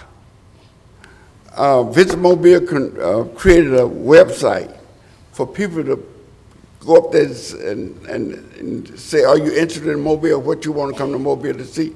In a few days, over 30,000 people said, we want to come to Mobile. We want to see the Clotilda. We sitting on a gold mine. That's why they call it a gold mine, because you don't mine the gold, you don't have none.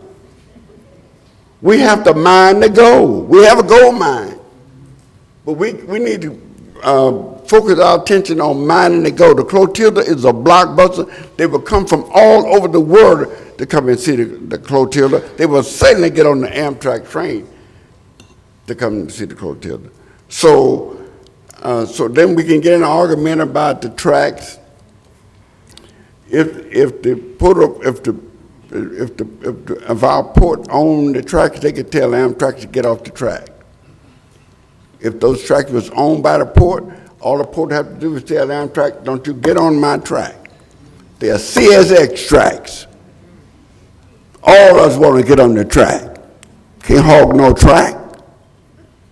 Everybody gonna have to be able to get on the track.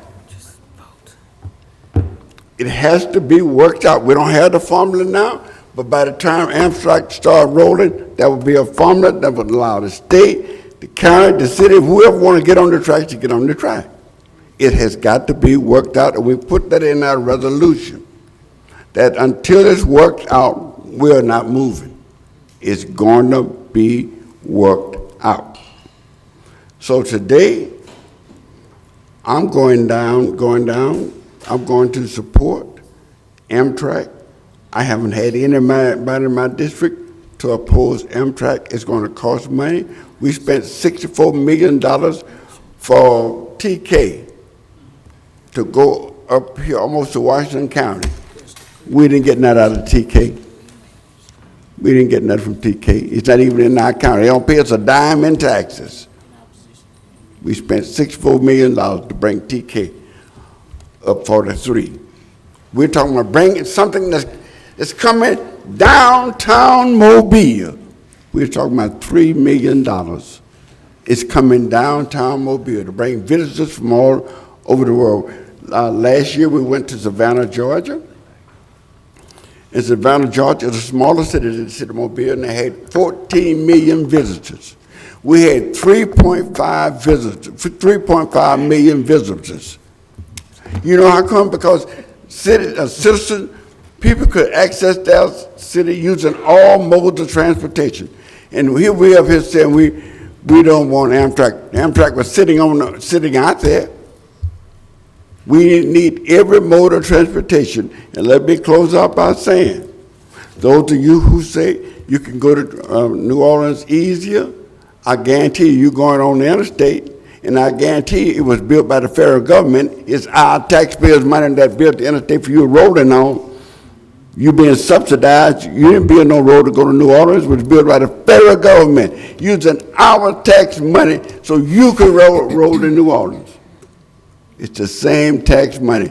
If we could let you drive the car on the interstate and the government subsidized, let's get on the Amtrak, whether the government subsidized it or not. Let the train roll. Thank you very much. That's very hard to follow. Not the thought process, as each council person has articulated their thoughts on this proposal that's before us, this resolution to support the Amtrak service in our community. I know that a lot of times we talk about that something is going to happen that's going to produce visitors. But my theory is you visit a great place because it's a wonderful place to live, first and foremost. And my emails, even moving out people who live out of town, because there was a tremendous push to hear from people from all over the nation about why we should have train service in our city. And I reduced and broke down people that lived in the district that I represented.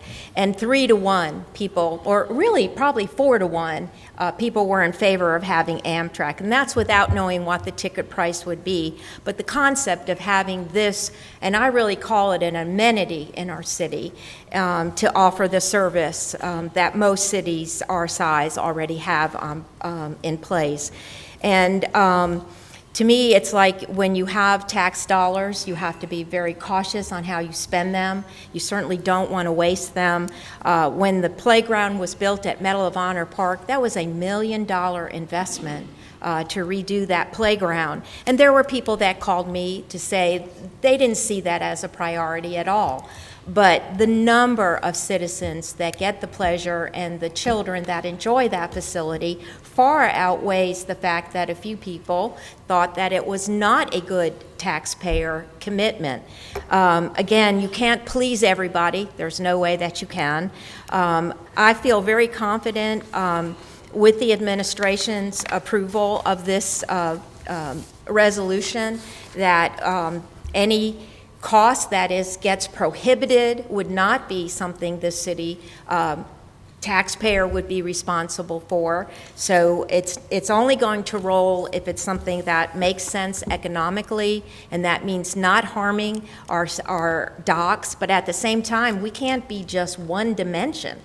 We can't just be looking at one way or one quality of life. We have to embellish many qualities of life as much as we can so that we can continue to have residents that want to live in our city, that want to invest in our city. And offering this service is not a huge part of that quality of life, but it's certainly a component of that quality of life, and allowing people to have that pleasure of going in a travel mode that best suits their needs.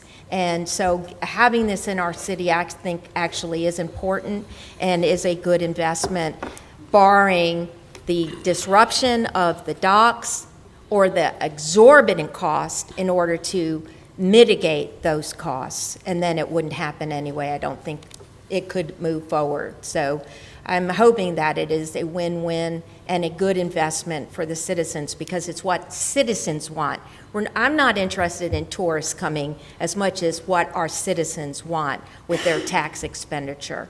And I got that clearly from residents in 6, and I'm confident that I'll still hear from people that think I've lost my head over spending any kind of money on a service that they will not want to participate in. But those that want it are many, and it's a good service to bring to our city. So that's where I'll be landing on it. All right, Mr. President. Thank you. We were talking about how many people we have heard from on this issue, and I don't know if people out west were just not paying attention, or if they didn't care, or they just were going to leave it up to me one way or the other. I had a couple of emails, a phone call came into the office. One woman was vehemently opposed, called it a boondoggle, and that I needed to vote in opposition.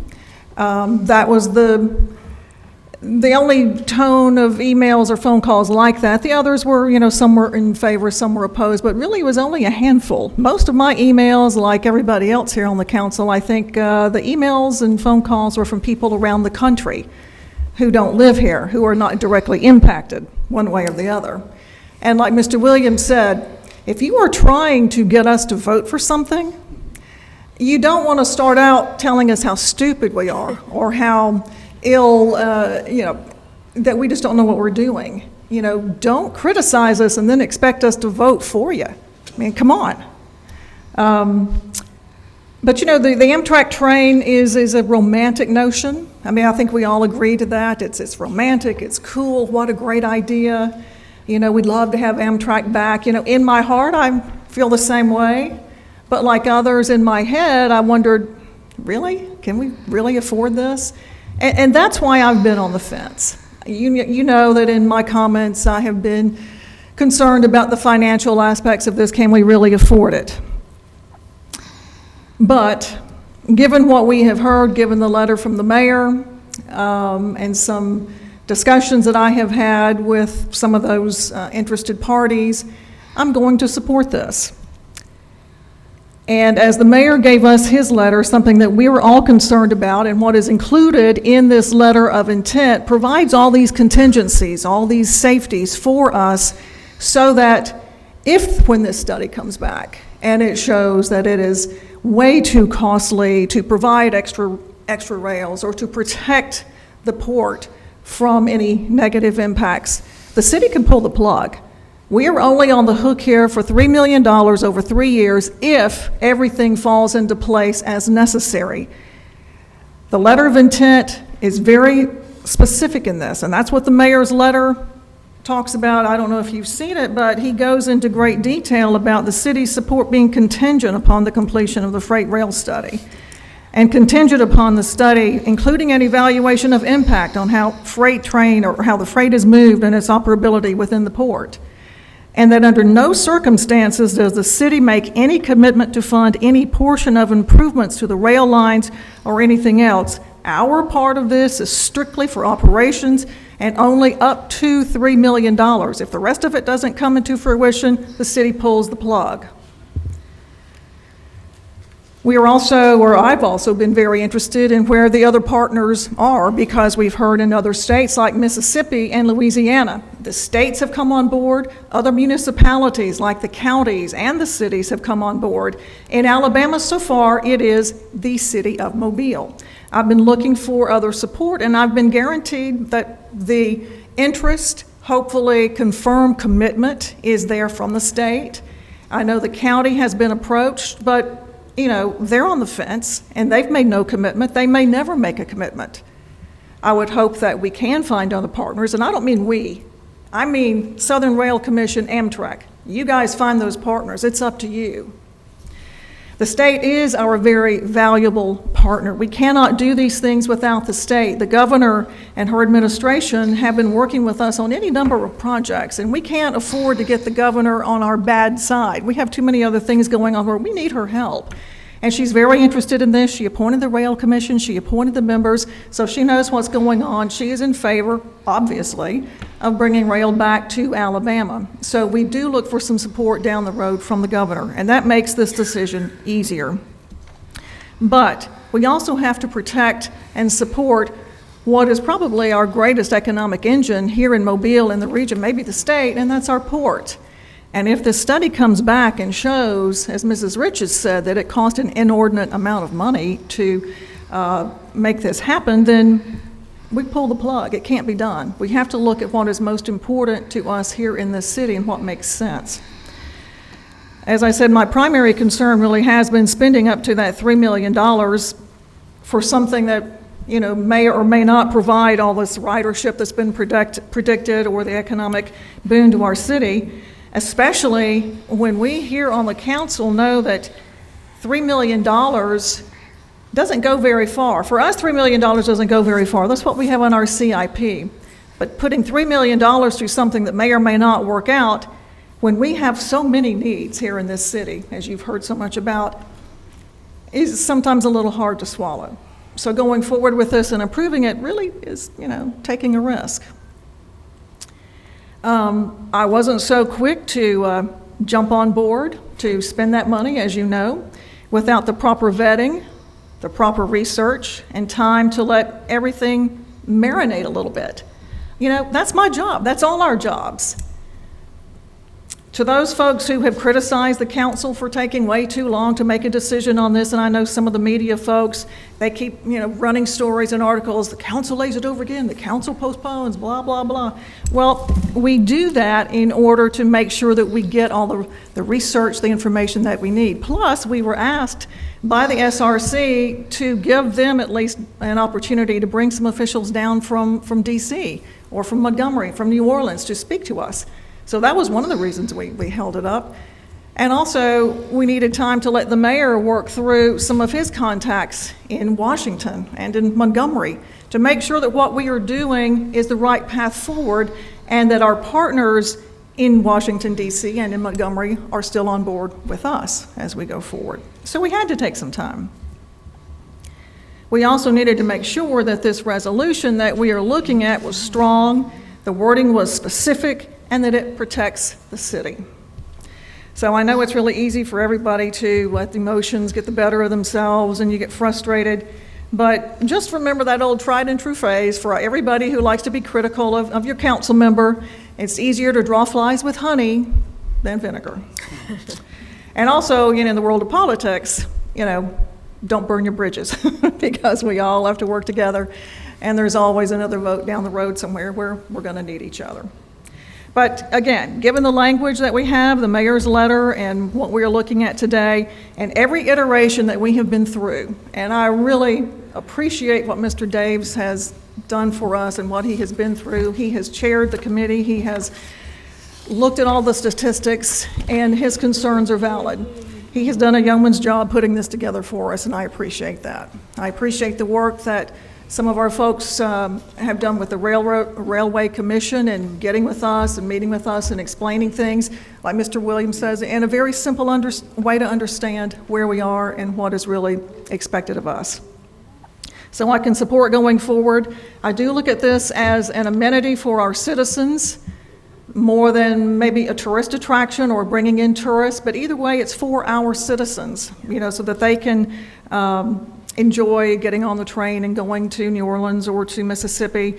Also, to look ahead at Brookley, at the airport, moving out to Brookley and having a train station there, and what kind of an intermodal access that provides for the airport there. That's very important as well, to have MAA as a partner. I also do hope to see some tourists coming in. Rather than exporting more people, I would like to see some imported. So I would like to see that, and I know Visit Mobile is looking at that and looking at ways to provide packages and to be creative so that we can bring tourists into town to enjoy our little spot here on the Gulf Coast. Thank you, Mr. Chair. I'm going to keep my remarks brief, as I think it's pretty publicly known how I feel about this subject matter. I am in complete support. I believe that this resolution has the necessary contingencies, many of them placed at the insistence of Councilman Daves. Many of them placed at his insistence. They have the necessary contingencies to protect the city from a financial standpoint. Any issues relative to the port, we're going to find that out as a result of the study. It's built into the resolution. And so if any of that comes back and it's a detriment, an encumbrance, a hindrance, financially unfeasible, then we don't move forward. But I want to state for the record that I believe in Mobile. I don't put Mobile down against any city in Mississippi, and that's for the mayor of Biloxi and any other hamlet over there in Mississippi. And that goes for New Orleans as well. And just as people would get on the train to travel there, I believe they will get on the train to travel here, particularly if we're intentional in offering them something and incentivizing them to come here. Now, if all we have is museums to walk through, then you can expect what you can expect. But if we put more on the table and create the kind of environment, continue to create the environment from downtown and all across the city that will draw people here, yes, they will come.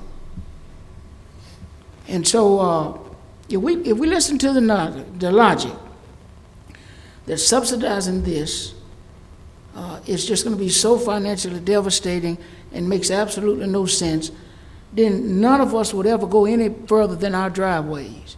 Because every other mode of transportation we utilize is subsidized heavily. Every other mode. Every last one of them. And so I believe in Mobile. I believe in this initiative. I believe we have the goods to draw people here. I believe we owe it to our citizens to offer this amenity, and I am in complete support. The citizens in my community overwhelmingly have communicated to me that this is an initiative that they want to see go down the track. and I am absolutely in favor. Absolutely. Any further comments? All right, all in favor? Aye. Opposed? No. The item passes 6-1. The one being Councilman Joe Thomas Daves, Ebenezer Amtrak. The only one.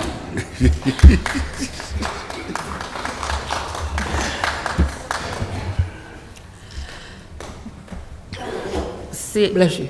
CIP resolutions held over. 21088 and 21089, authorizing contracts with Maculani Construction Company for Azalea City Golf Course grading and drainage improvements and for traffic safety improvements. 21090, authorized contract with J. Hunt Enterprises General Contractors for Medal of Honor Park Natural Turf Athletics Fields. So move. Second. Probably moved and second. Any discussion? Aye. If not, all in favor? Aye. Opposed? Resolutions held over. 23091, accept deeds for the acquisition of land located along Perch Creek and DIP.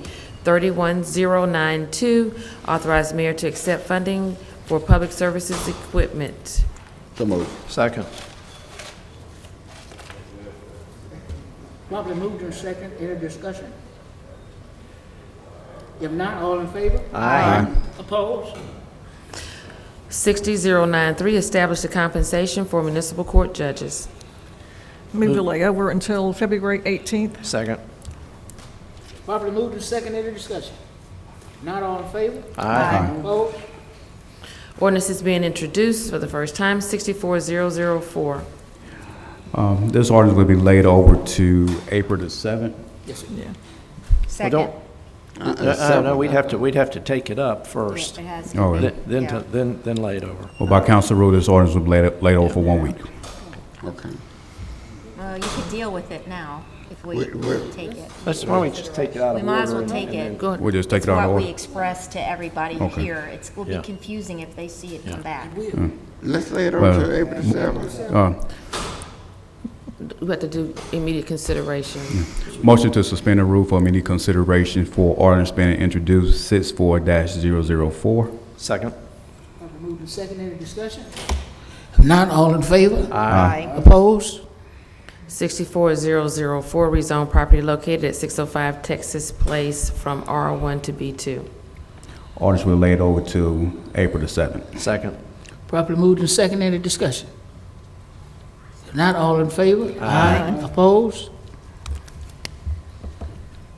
Consent resolutions being introduced 03096 through 60105.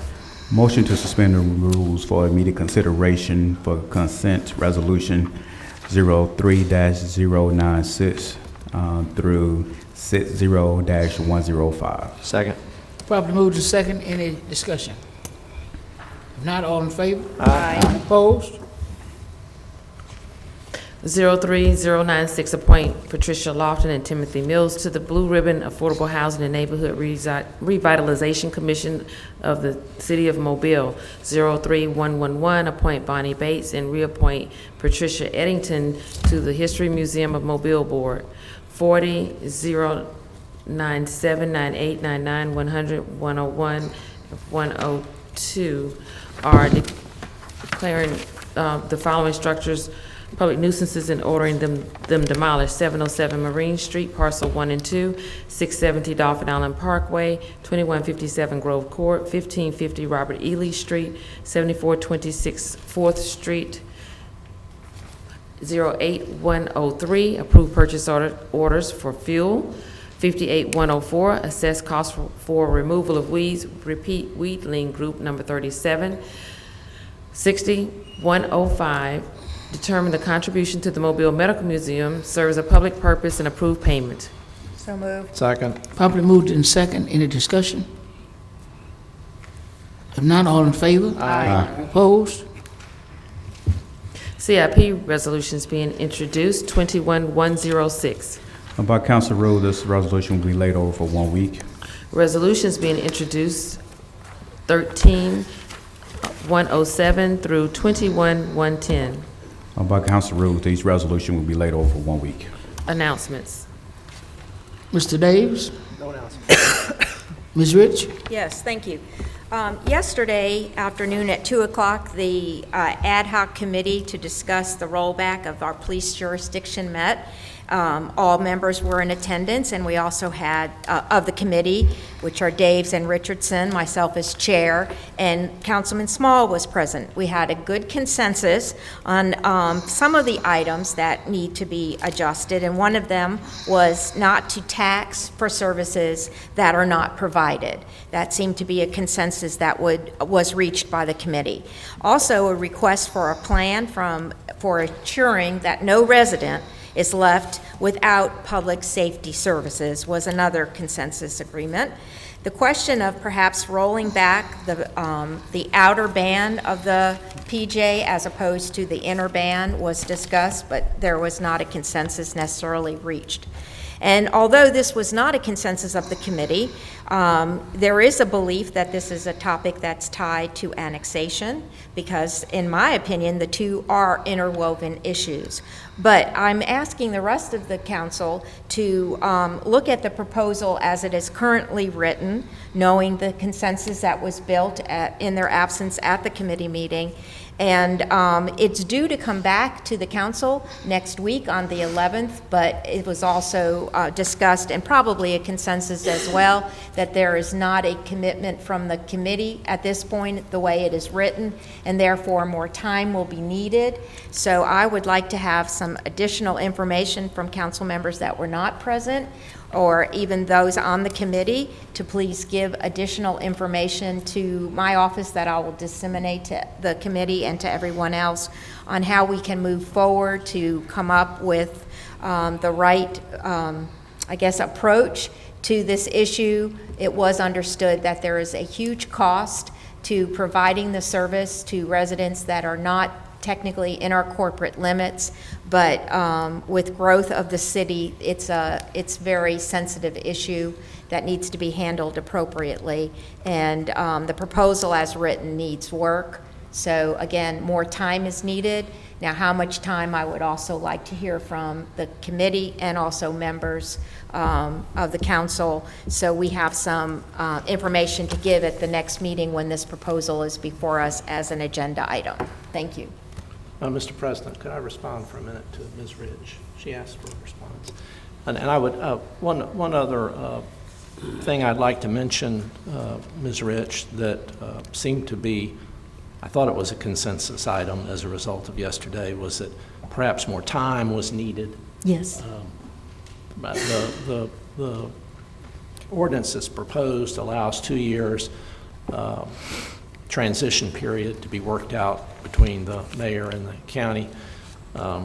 The county leaders indicated that that was insufficient time and that more time would be better. So, as I've said repeatedly, what I've introduced as a starting point for these discussions, and what I'm interested in is moving forward on something that will attract 5 votes. If that means, if that means extending the time, I'm open to that. If that means not stopping not taking any tax revenues out there, I've said repeatedly I'm open to that. If it's the outer band, if it's only the outer band and not the entire band, I'm open to that. I'm open to any number of options that would enable us to diminish the level of resources we are expending on behalf of people who are not citizens of the city of Mobile.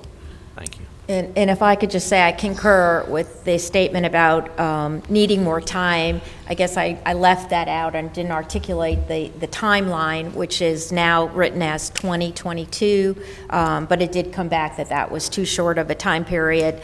I think that's tied to a plan and ensuring that all citizens are not left vulnerable without any public safety services was very important to the committee.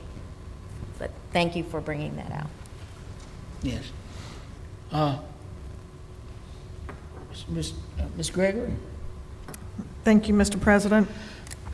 This afternoon at 1:30, the council will continue interviewing prospective candidates for the city council attorney position. We hope to have something wrapped up in short order, possibly as early as next week. And if we do, of course, we will make an announcement about that.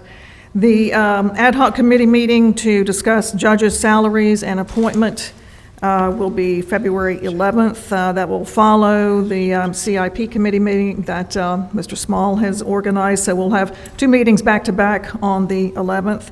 And then one other thing I would just like to announce, this past Thursday, I attended the Mobile Area Council of Engineers Awards Banquet.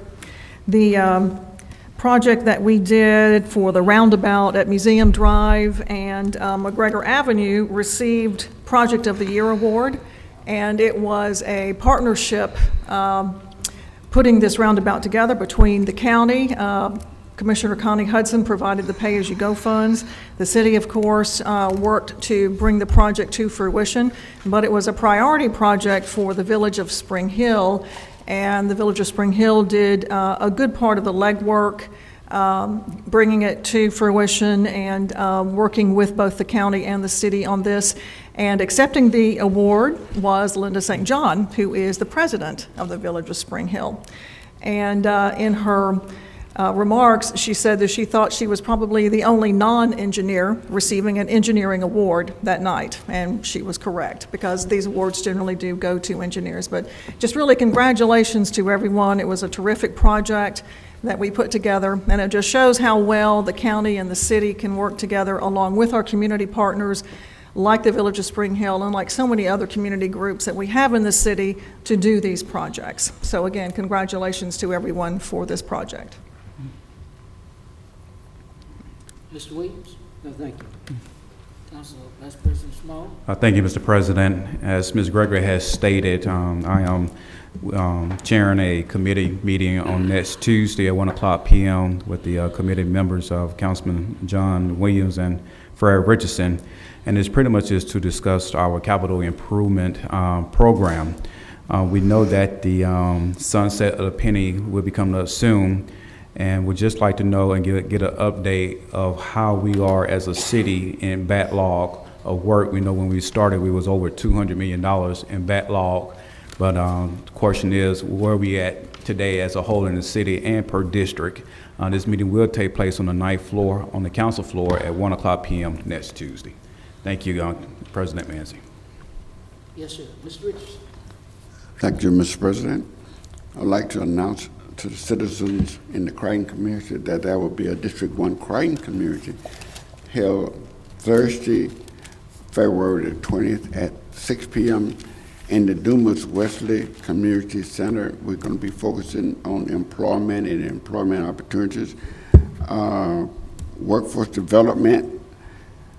We're going to have, we've invited Amazon Distribution Center to come, also Bishop State to come, and I would just say the Alabama Power Company has a partnership with the Bishop State for them to train their linemen. And so for those people who may want to get a job at Alabama Power Company as a lineman, you need to go and put in at Bishop State. But anyway, we're going to have the Bishop State going to have a representative in the meeting going over all of this for us. We're going to talk about CIP projects, public safety updates, and of course, I'll be concerned about all citizens' concerns. It'll be we're going to set aside time just for the citizens to give us their concerns. And I would like to close by saying that the month of February has been declared Black History Month. And I'm taking a step further to say that it is American History Month in regards to Black history. Black history is American history. So it's American History Month in regards to Black history. In that regard, I would like to say that it has been a great effort to minimize the contribution of African Americans. As a matter of fact, we have had a U.S. Supreme Court Justice Roger B. Tanner in the Dred Scott decision to issue the majority opinion by saying that these black people were being of an inferior order altogether to unfit to associate with the white race. In other words, if what determines what race we're in is our function. If you can stand upright, walk, talk, laugh, cry, think, plan, reason, you're in the human race. But if you can't do that, you got the you in some. So what Roger B. Tanner was saying is that they really can't do all of this. So they are in some sub-race. That was in 1859.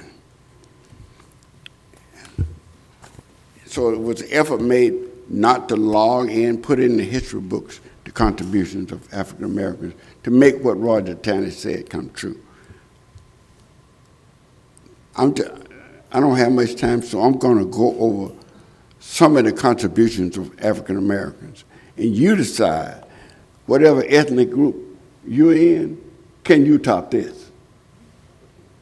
The cell phone, GPS, the ironing board, lawnmower, breakfast cereal, instant coffee, vegetable cereal, blood plasma, the hearing aid, air conditioner, meat smoker, nailing machine, elevator, refrigerator, lawn sprinkler, microwave, helicopter, clothes dryer, air brakes, pressure cooker, sanitary belts, hearing aids, street sweeper, electric lamp, portable scales, automatic traffic lights, automatic car washer, automatic transmission, lawnmowers, storage. George Washington Carver, 118 products out of potato. George Washington Carver, 300 products out of the peanut. George Washington Carver, 75 products out of the pecan. Home security system, disposable syringes, railway signals, folding beds, toilet tissue, airplane propeller, and the atom bomb. Dr. Marty D. Taylor, born 1912, and NIMS was one of the few brilliant elite scientists that created the atomic bomb. And I would just like to close out with James Will, the second stanza of James Weldon Johnson's poem, Lift Every Voice. When he said, stony the road we trod, bitter the chastening rods, felt in the days when hope unborn had died. Yet with a steady beat, have not our weary feet come to the place for which our fathers sighed. We have come overway with our tears we have watered. We have come treading the blood through the path of the slaughter. But out from this gloomy past, till we stand now at last, under the bright gleam that our bright star has cast. That's it for me, Mr. President. You forgot peanut butter. I don't really have any announcements. A lot of great things going on in our district, and excited about all of them. Is there a motion? So moved. There's been probably motion second. Any discussion? All in favor? Aye. Opposed? Meeting is adjourned. I can't believe you forgot peanut butter. I said 300 products. I didn't want to take time to go 300 of them. It was too long.